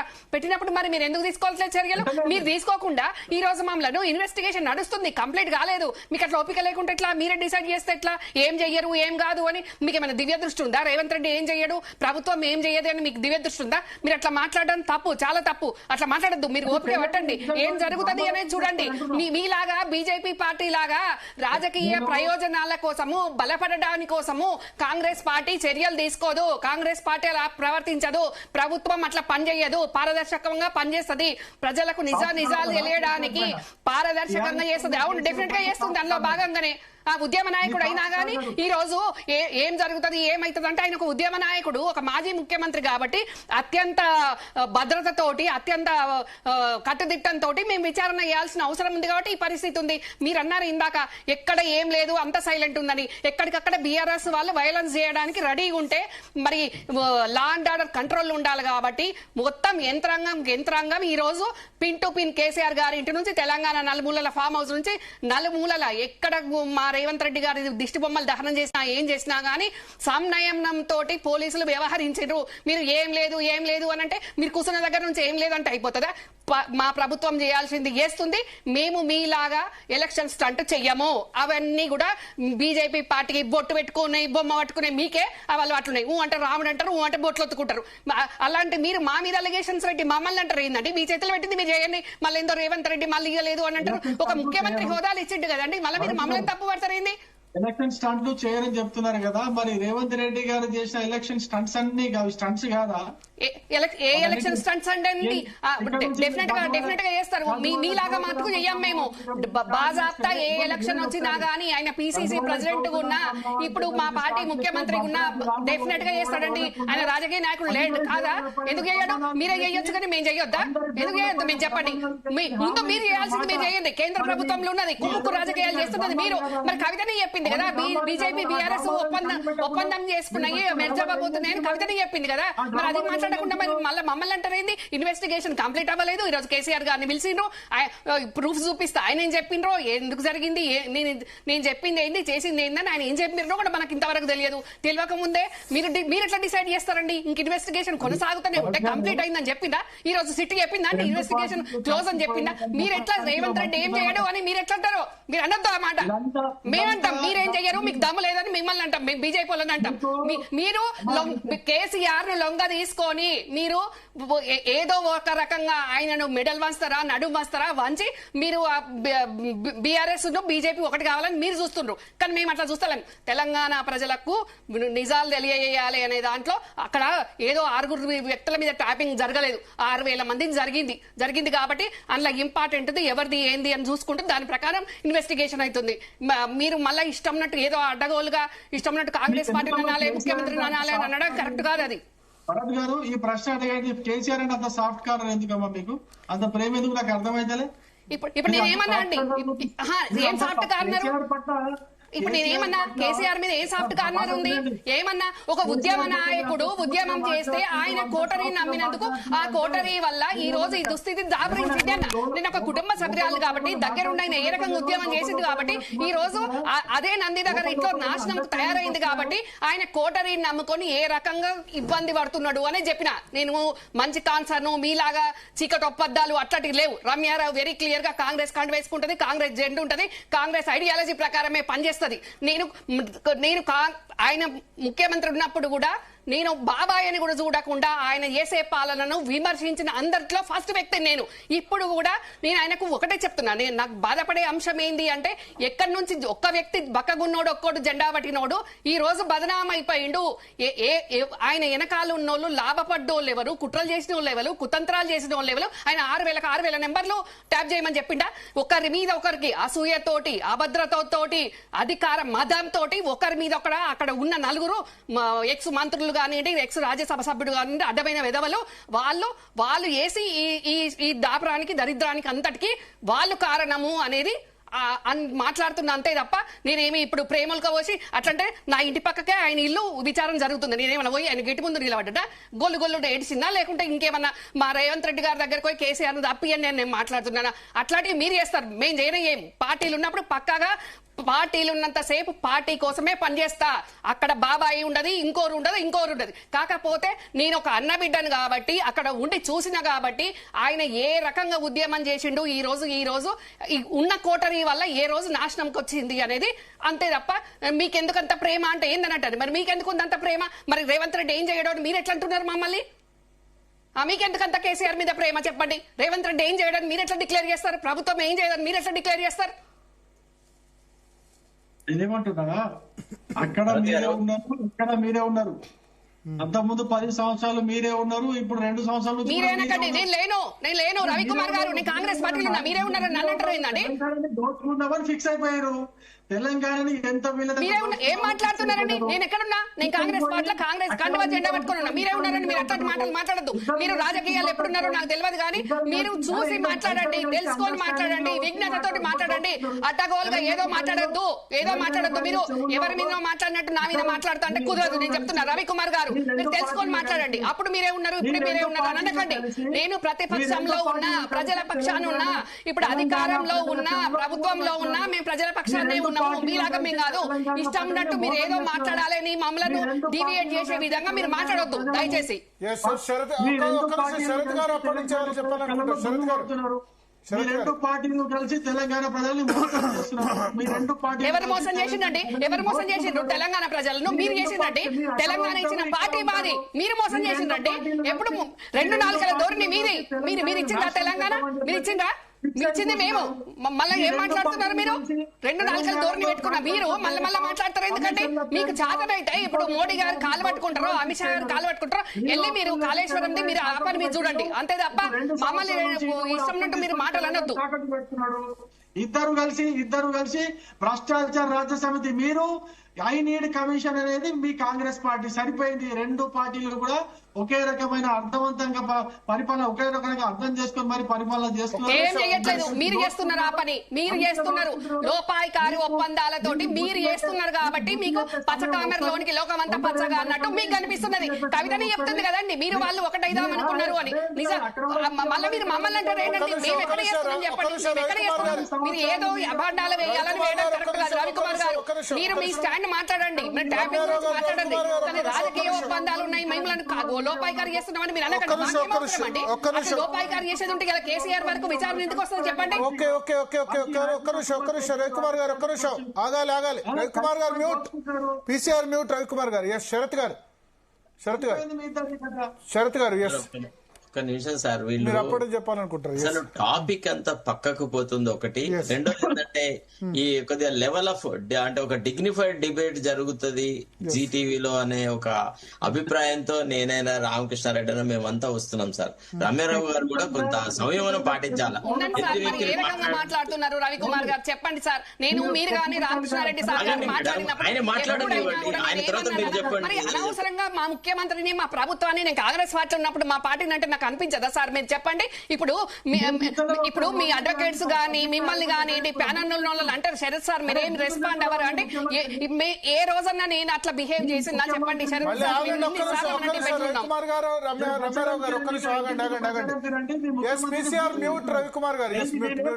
అంటే మా ప్రభుత్వాన్ని మా ముఖ్యమంత్రి ఏమన్నా మేము పడాలి సైలెంట్ గా. రవికుమార్ గారు మ్యూట్ చేయండి ఒక్క నిమిషం. ఎస్, అనవసరంగా డైవర్ట్ అవుతుంది. ఎస్, శరత్ గారు చెప్పండి. ఒక విషయం అండి, భారతీయ జనతా పార్టీకి 8 సీట్లు వాళ్ళ బలంతో వచ్చినాయండి. రేవంత్ రెడ్డి ఈ gave the seats in a platter. Nagender అలా కదండి, నరేంద్ర మోడీ, రామ మందిరం ఇవన్నీ ఫ్యాక్టర్స్ అయినాయి కదా. మీరు విషయం గ్రహించండి సార్ దయచేసి. దానం నాగేందర్, కిషన్ రెడ్డికి ఎట్లా కాంపిటెంట్ సమవుజ్ చేయండి. తర్వాత ఈటల రాజేందర్ కు సునీత మహేందర్ రెడ్డి ఎట్లా సమవుజ్జండి. ఇట్లా 5-6 స్థానాలు గంట క్రితమే పార్టీలో చేరిన ఆయనకి మెదక్ కాంగ్రెస్ టికెట్ ఇచ్చినారు. ఇది ఎంత దుర్మార్గం అండి. అసలు కాంగ్రెస్ అండ్ బీజేపీ కుమ్ముక్కైనాయి పార్లమెంట్ ఎన్నికలప్పుడు. వాళ్ళు కలిసి ఒక ప్రత్యేకమైన ఒక పద్ధతి ద్వారా ఆనాడు రాజకీయాలు చేస్తున్నారు. వాళ్ళ ఇద్దరి మూల ఉద్దేశం ఏముందంటే బీఆర్ఎస్ కు ఒక్క సీటు కూడా రావద్దు అనేటువంటి ఒక కుళ్ళు రాజకీయం చేస్తున్నారు. ఆ విషయాన్ని కాదనలేరు, ఎవరు కాదనలేరు. అసలు ఈసారి 2-3 సీట్లకే బీజేపీ పరిమితం అయ్యేది. బీజేపీకి ఊపిరి పోసి ఒక రకంగా ఏంటంటే ఈ రాష్ట్రంలో 2 పార్టీలు ఉండాలి, ఒకటి బీజేపీ ఉండాలి, 2 కాంగ్రెస్ ఉండాలా. ఇదే టార్గెట్ గా వ్యవహారాలు చేస్తున్నారు. అట్లనే చేస్తున్నారు కూడా. ఇంకా ఇప్పుడు కూడా అదే జరుగుతుంది. నేను అడుగుతున్నాను ఒక ప్రశ్న. రవికుమార్ గారు అంత బాగా చెప్పారు కదా, రామకృష్ణారెడ్డి గారు as an advocate he must say once the issue is escalated to the CBI. ఏమని? కాళేశ్వరం ప్రాజెక్ట్ లో ఓన్లీ ఒక బిట్ ఆఫ్ ది ఇష్యూనే సిబిఐకి అప్పగించిన అదర్ బిట్లకి ఇన్వెస్టిగేషన్ ఎక్స్పాండ్ చేసే అధికారం పోలీసులకు లేదా? Is it not possible for the CBI to get into other aspects also if it is linked to the other things? ఇప్పుడు in course of investigation into this ఒకవేళ ఇంకా ఎక్కడైనా సమాచారం దొరికితే మేము ఆ ప్రాంతాన్ని కూడా, ఆ ప్రదేశాన్ని కూడా, ఆ అంశాలను కూడా పరిశీలిస్తానంటే can the court or anybody put fetters on CBI freedom? వాళ్ళకి ఇంట్రెస్ట్ లేదు. First fundamentally basic question is, ఒక్క నిమిషం ఆగండి సార్, మీరు టర్న్ వచ్చినప్పుడు చెప్పండి. చిన్న పాయింట్ అంటే మీకు తెలుసు, మీకు టెక్నికల్ గా అండ్ లీగల్ గా మీకు తెలిసిన పాయింట్స్ ఉండొచ్చు. సిబిఐకి ఇచ్చింది మేడిగడ్డ కూలింది అది కుట్రనా కాదా అని తెలుసుకోవడానికి సిబిఐకి ఇచ్చారు. ప్రజలు అడుగుతున్నది ఏంటంటే దాంట్లో ఎంతవరకు డబ్బులు దొబ్బి తిన్నారు, ఎంతవరకు ఖజానాకు నష్టం జరిగింది, తెలంగాణ ప్రజల సొంత డబ్బు, ఆ తెలంగాణ ప్రజల కష్టార్జితం ఎంత నష్టం పోయింది, ఎంతమంది జేబులలో పోయిందని తెలుసుకోవడానికి ప్రజలు కోరుకుంటున్నారు. మీరు అడిగిన కుట్ర ఇప్పుడు దీంట్లో చెప్పండి, ఏం ఉద్దేశం ప్రభుత్వం ఒకసారి అర్థం చేసుకోండి. మీరు చెప్పండి, నేనేం అడగను, మీరు చెప్పండి సార్. ఒక్క నిమిషం ఆగండి. Have patience, I will explain you. Have patience. CBI అనేది ఒక commission appointed under the commissions of enquiries act కాదు. దానికి టర్మ్స్ ఆఫ్ రెఫరెన్సెస్ ఉండదు. క్రైమ్ లోపల the width of the investigation, the depth of the investigation is always decided by the police. Only thing is whether they are doing a fair investigation or not అనేది చూస్తారు, అంతే తప్ప ఇతరత్ర ఉండదు. The criminal procedure code mandates a fair and impartial investigation into a particular crime. The width and scope of the investigation is always the pure discretion of the police. మీరు అంటే ఎట్లానో ఒక రకంగా మాట్లాడాలని అట్లా కాదు, అడ్డగోలుగా మాట్లాడితే. ఇప్పుడు వినండి, ఆగండి దయచేసి. మీరు అందులో 120B ఉంది సార్, ఆగండి సార్. మీరు ఎందుకు తొందరపడతారు? 120B కుట్ర కోణం అని అన్నారు. కుట్రకి ఎట్లా, how do arrive at the conspiracy theory unless you examine all aspects of it, who spoke to whom, who did what అనే యాంగిల్ లో width of the investigation in a conspiracy case is wider than any other case. మీరు విషయాలు అర్థం చేసుకోవాలి, అదంతా easy కాదు. Investigation is very complex procedure. నేను చెప్పేది విన్నాను. మేము మొదటి నుంచి కూడా కాళేశ్వరం ఏటీఎం లాగా తయారయ్యింది. ఈ ఏటీఎం లాగా తయారై కావాల్సినప్పుడు డబ్బులు విత్డ్రా చేసుకుంటున్నారు, అక్రమంగా కాంట్రాక్టర్లకు కమిషన్లు ఇచ్చి అది చేసుకుంటున్నారు. కావాల్సినప్పుడు దాని యొక్క ఇది పెంచుకుంటూ పోతున్నారు అనేది మాది మొదటి నుంచి కూడా మేము మొత్తుకుంటున్నాం. కూలింది ఎప్పుడు ఎలక్షన్స్ కి ముందు కూలింది. ఆ ఎలక్షన్స్ కి ముందు కూలినప్పుడు దాంట్లో కుట్ర ఉందని చెప్పేసి, ఆ కుట్ర ఎవరు చేశారో తేల్చమని చెప్పేసి ఇప్పుడు చేసినటువంటి ఎంక్వైరీ. కానీ మేము కోరింది ఏంది, మేము మొదటి నుంచి కోరుతున్నది ఏంటంటే మీరు టెక్నికల్ గా మాట్లాడుతున్నారు. టెక్నికల్ గా మేము వెళ్తే మేము కూడా మాట్లాడగలుగుతాం. Technical every subject is available on finger tip now it is, don't worry. But కానీ తెలంగాణ ప్రజలు కోరుకున్నది అది కాదు. తెలంగాణ ప్రజలు కోరుతున్నది ఎంటైర్ కాళేశ్వరం కార్పొరేషన్ లో ఎంత డబ్బు వృధా అయ్యింది, ఎంత డబ్బు దోచుకోబడింది. మీరు ప్లీజ్ దీంట్లో రెండింటిని కలపకండి. మీరు టీఆర్ఎస్ కి ఏమైనా సపోర్ట్ చేయాలనుకుంటే సపోర్ట్ చేయండి. బట్ తెలంగాణ డబ్బు, మీ డబ్బు, మా డబ్బు, నా డబ్బు పోయింది, మీ డబ్బు పోయింది. ఆ డబ్బు పోయింది, ఎంత వృధా అయింది అది తేలాలి, అది రికవరీ జరగాలి. అది మా అభిలాష, అది తెలంగాణ ప్రజల కోరిక. కుట్ర కోణంది మీరు పక్కన పెట్టండి. కుట్ర కోణంది దాన్ని చేద్దాం, సిబిఐ చేస్తుంది, వాళ్ళు చేస్తారు. అది ఎంత పోయినా కూడా పెద్దగా దాంట్లో వాళ్ళు డెప్త్ కావచ్చు, విడుతు కావచ్చు, సిబిఐ ఎంతవరకు వెళ్ళాలో వెళ్తుంది, కాదంటలేదు. కానీ ముఖ్యమైన కోర్ సబ్జెక్టు కాళేశ్వరంలో దాన్ని డైవర్ట్ చేస్తున్నారు కాంగ్రెస్ వాళ్ళు. అది కూడా కావాలని చేస్తున్నారు అనేది మా ఆరోపణ. దాన్ని మీరు మాట్లాడకుండా, భరత్ గారు కూడా దాన్ని మాట్లాడకుండా వేరే విషయాలు దాన్ని కలగొల్పి అది మాట్లాడుతూ ఉంటే కరెక్ట్ కాదు. జనరల్ కన్సెంట్ ఇచ్చి జనరల్ కన్సెంట్ ఎందుకు ఇస్తారు? ఆ ఒక్క కేసులో కన్సెంట్ వెస్ట్ బెంగాల్ లో కూడా సిబిఐ మీద బ్యాన్ తీసుకోవట్లేదు. ఆ కేసులో వెస్ట్ బెంగాల్ లో కూడా సిబిఐ మీద బ్యాన్ ఉంది. ఆర్జీకర్ రేప్ కేసులో మమతా బెనర్జీ ఇస్తే తీసుకున్నారా లేదా నాకు జవాబు చెప్పండి సీదా. తీసుకున్నారా లేదా?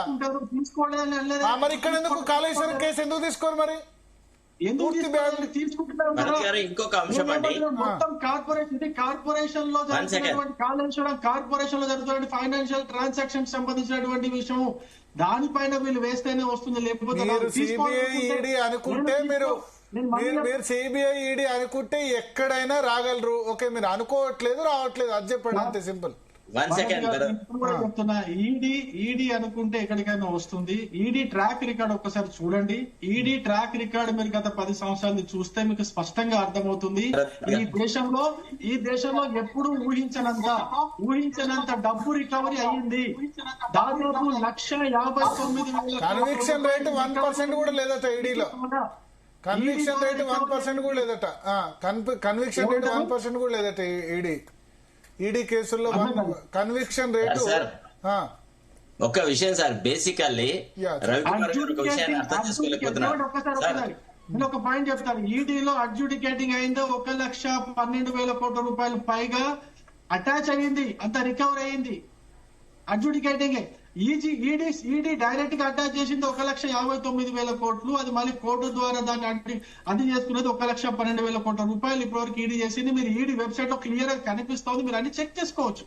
మీరు అన్ని చెక్ చేసుకో, ఎన్ని కేసులు కన్విన్స్ అయ్యి, ఎంతమంది అరెస్ట్ చేశారు, ఎన్ని కేసులలో ఫైనల్ డిసిషన్ వచ్చింది, అన్ని కూడా డాటా ఈడీ వెబ్సైట్ లో పోతే నీట్ గా చాలా స్పష్టంగా టేబుల్ వైజ్ గా కనిపిస్తుంది. దాంట్లో ఈడీ ట్రాక్ రికార్డ్ ని మీరు కానీ నేను కానీ ప్రశ్నించాల్సిన అవసరం లేదు, దానిపైన డౌట్ పడాల్సిన అవసరం లేదు. ఈడీ ట్రాక్ రికార్డ్ చాలా బాగుంది. మీకు ఇంకొక విషయం యూపీఏ హయాంలో రికవరీ అయినటువంటి సొమ్ము కేవలం 53 లక్షల రూపాయలు మాత్రమే. యూపీఏ హయాంలో 2014 తర్వాత ఈడీ వచ్చిన తర్వాత 1,50,000 కోట్ల రూపాయలు. భరత్ గారు శరత్ గారు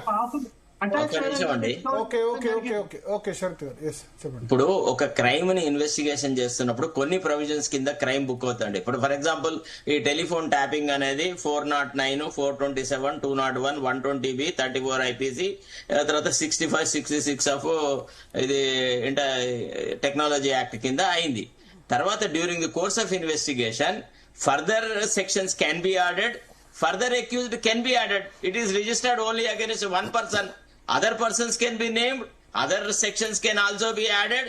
ఇదంతా జరుగుతుంటది. సిబిఐ ముందు ఇన్వెస్టిగేషన్ స్టార్ట్ చేసేసి during the course of investigation we find this material, these people have played the kingpin role, these people are responsible, we want to get into that also, you give consent అని అడిగితే ఒకవేళ రేవంత్ రెడ్డి ప్రభుత్వం ఇవ్వకపోతే అప్పుడు ప్రజలు చెంపవించి చెడలు అని కొడతారు. మీరు స్టార్టే చేయలేదు, పిల్లవాడ సెలెక్షన్ అక్షరాభ్యాసమే మొదలెట్టకుండా రాబోయే కోర్సులలో అట చేస్తుంది ఇట చేస్తుంది, నాకు ఈ వాతావరణం కావాలి ఆ వాతావరణం అసలు మొదలెడితే కదా.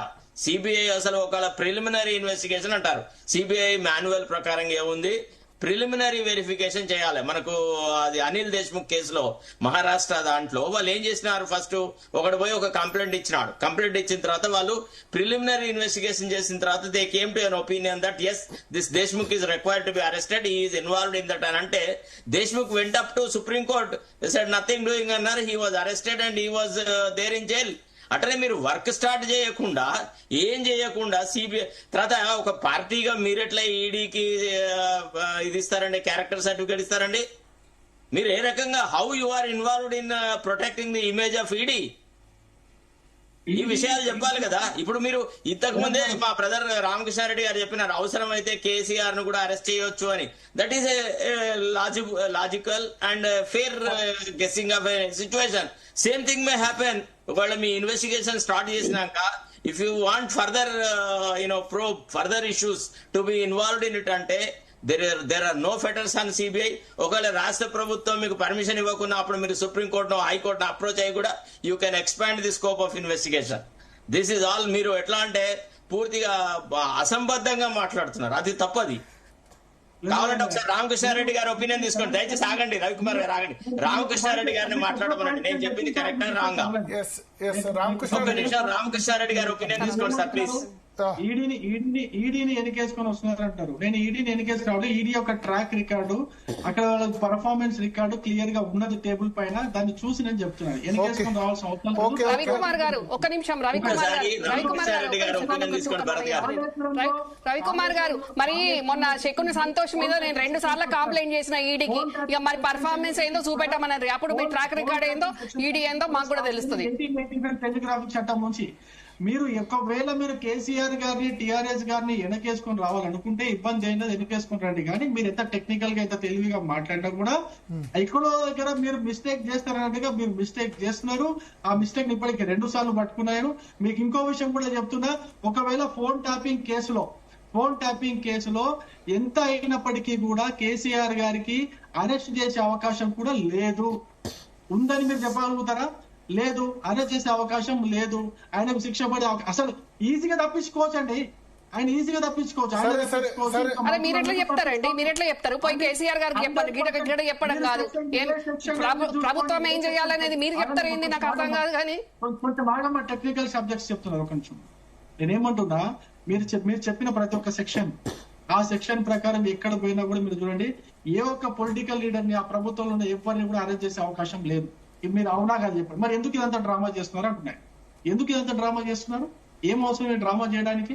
మీకు ఏమన్నా సింపతి కోసం మీరు ప్లాన్ చేస్తున్నారా, లేకపోతే వాళ్ళకి ఏమన్నా సింపతి గెయిన్ చేసి ఇవ్వడానికి ఏమన్నా ప్లాన్ చేస్తున్నారా?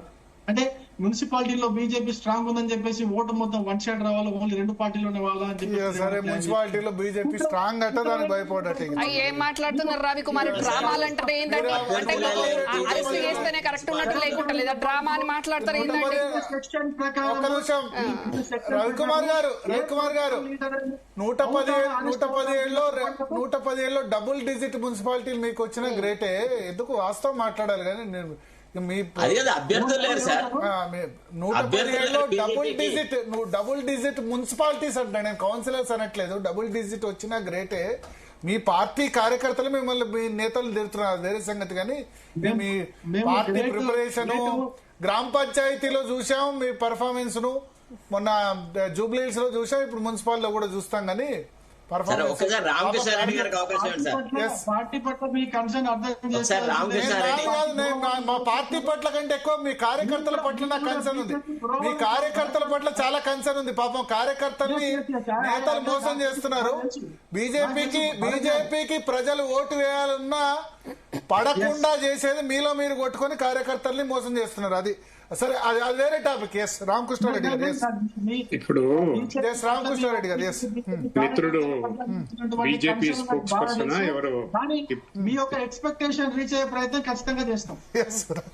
ఇప్పటిదాకా విన్నాను, అఫీషియల్ స్పోక్స్ పర్సన్ మరి ఏందో తెలియదు. మిత్రుడు కొహరెన్స్ లేదు ఆయన దాంట్లో.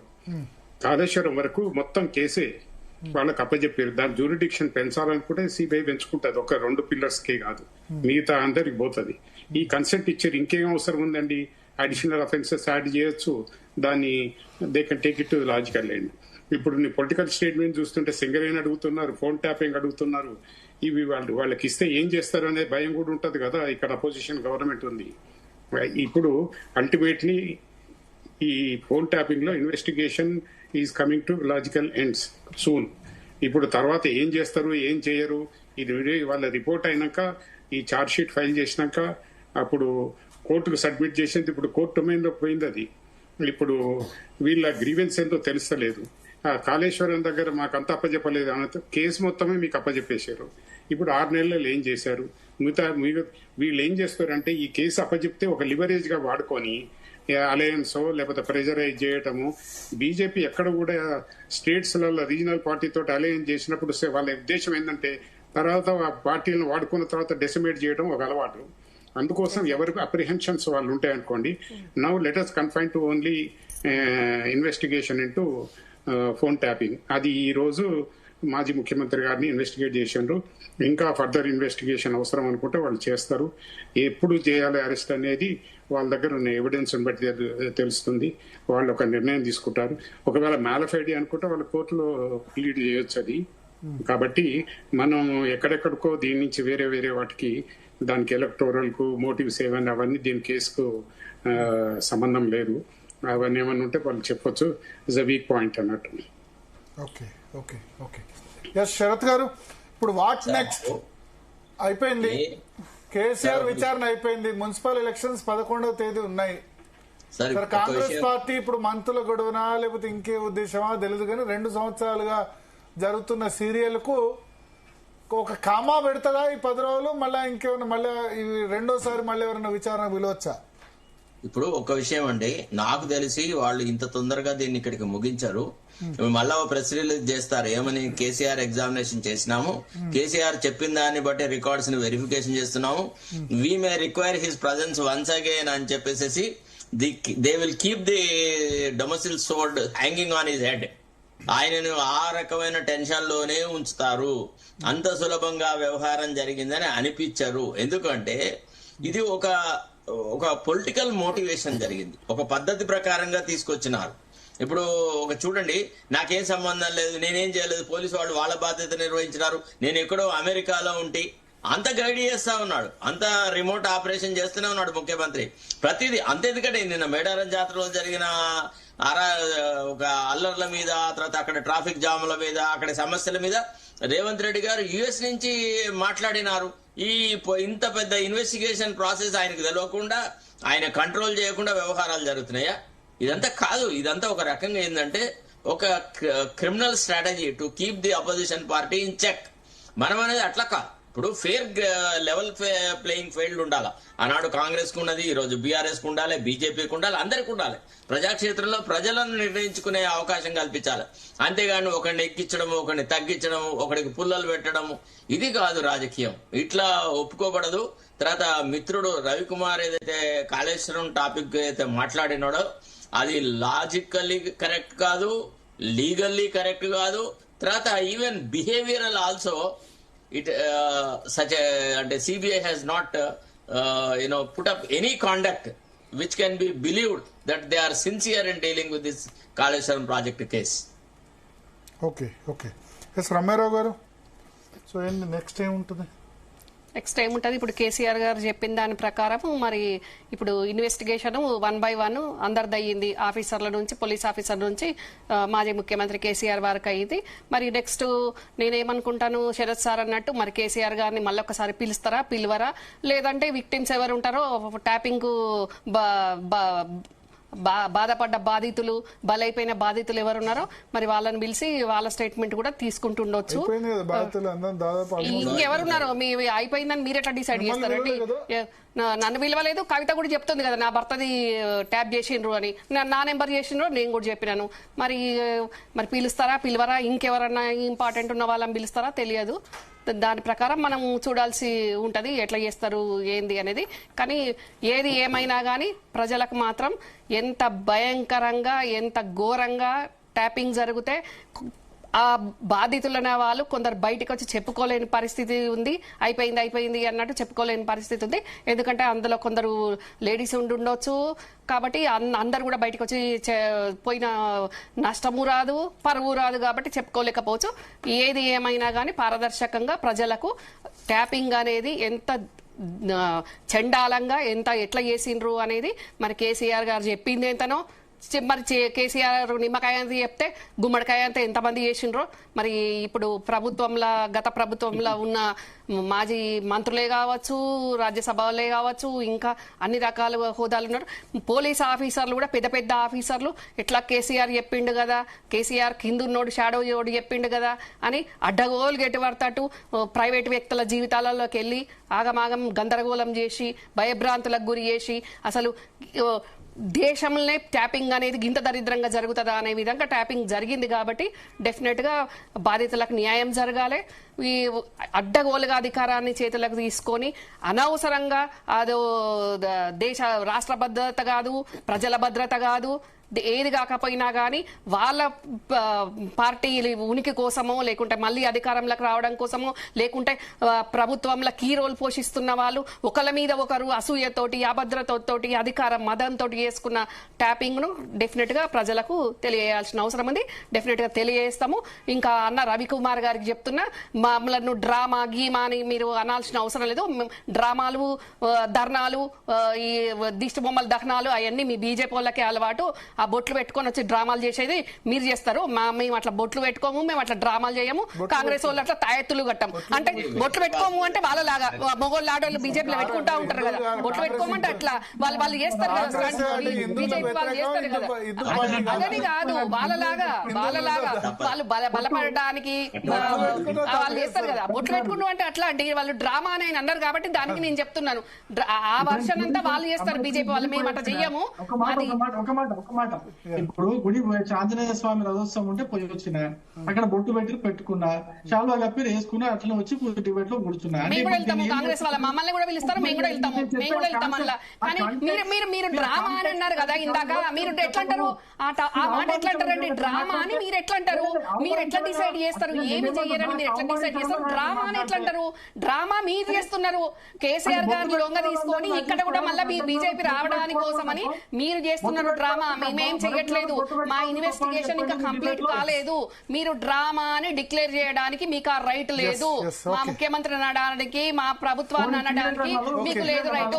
మా ఇన్వెస్టిగేషన్ కంప్లీట్ అయ్యి ఖాళీగా ఉన్న సమయంలో మేము ఏం చెయ్యలేనప్పుడు మీరు డ్రామా కాదు ఇంకా 1.25 లక్ష అనండి, మేము పడతాం. కానీ ఏది కంప్లీట్ కాక ముందు ఇన్వెస్టిగేషన్ నడుస్తున్న తరుణంలోనే మీరు ఆడలేక మధ్యలో ఓడినట్టు మీకు చేయచాతగాక మమ్మల్ని రామకృష్ణారెడ్డి గారు, రమ్యారావు గారు, శంకరోళ్ళ రవికుమార్ గారు, మొత్తానికి రెహానా ఫిబ్రవరి 1, 2026 కేసీఆర్ అంటే మాజీ ముఖ్యమంత్రి అయిన తర్వాత తొలిసారి కాళేశ్వరం అది judicial commission, but police investigation జరగడం అన్నది ఇది తొలిసారి. చూద్దాం మళ్ళీ విచారణకు ఎదుర్కోవాల్సి వస్తుందా, ఇదే కేసీఆర్ కు చివరి విచారణ అవుతుందా, సిట్ ఈ విషయంలో ఏ విధంగా ముందుకు పోతుంది. ఫోన్ ట్యాపింగ్ అన్నది 2 years గా జరుగుతూనే ఉంది. దీనికి ఒక లాజికల్ కన్క్లూజన్ వస్తుందా లేదా, ఫిబ్రవరి 11 ఇంకా 10 రోజుల్లో, ఒక ఫిబ్రవరి 1 ఎందుకన్నా అంటే 10 రోజుల్లో మున్సిపల్ ఎలక్షన్స్ ఉన్నాయి, టైం చాలా తక్కువ ఉంది. రేపు నామినేషన్ విత్డ్రాయల్ కూడా లాస్ట్ డేట్. రేపు తర్వాత క్యాండిడేట్స్ ఎవరెవరు అందుబాటులో ఉంటారన్నది పూర్తిగా కూడా తెలిసే అవకాశం ఉంటుంది. సో చూద్దాం మొత్తం ఈ వ్యవహారాలు ఏం జరుగుతుందో. మరి కాసేపట్లో హరీష్ రావు, కేటీఆర్ ఇద్దరు కూడా ప్రెస్ కాన్ఫరెన్స్ అడ్రస్ చేయబోతున్నారు. ఆ ప్రెస్ కాన్ఫరెన్స్ కూడా మనం జీ తెలుగు న్యూస్ లో మరి కాసేపట్లో లైవ్ బ్రాడ్కాస్ట్ కూడా చేయబోతున్నాం. 2 రోజులు కేసీఆర్ ఇక్కడే ఉండబోతున్నారు. బహుశా ఈ 2 రోజుల్లో ఆయన మాట్లాడే అవకాశం ఉందా, కార్యకర్తలతో మాట్లాడే అవకాశం ఉందా. ఆల్రెడీ కొద్దిమంది కార్యకర్తలను కూడా అక్కడ ఇంట్లో కలిసినట్టు సమాచారం అందుతోంది.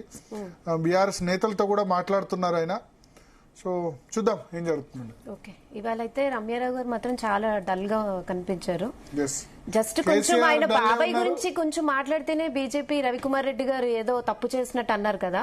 అంటే ఆ పార్టీలు వేరు కానీ ఆమెది బంధమే, ఆమె ఎమోషనల్ ఫీల్ అవ్వడం కరెక్టే. ఎస్, ఆమె వేరే పార్టీలో ఉన్నంత మాత్రం ఆ మనిషిని ద్వేషించాలని లేదు. అంటే ఇప్పుడున్న ప్రతిపక్ష నాయకులు గానీ అధికార పార్టీ వాళ్ళు గానీ ఏదో శత్రువుల్లో ఉంటున్నారు. ఇంతకు ముందు ఆ కల్చర్ ఉండేది కాదు. బంధుత్వమే. రమ్యారావు గారు మీరేం బాధపడకండి, నిజంగా ఇవాళ చాలా డల్ గా ఉన్నారు మీరు. యాక్చువల్లీ ఏం లేదంటే అట్లాంటిది ఏం లేదు. Okay Bharath, thanks for the analysis. So ఇది వాళ్ళ DNA. Stay tune to Zee Telugu.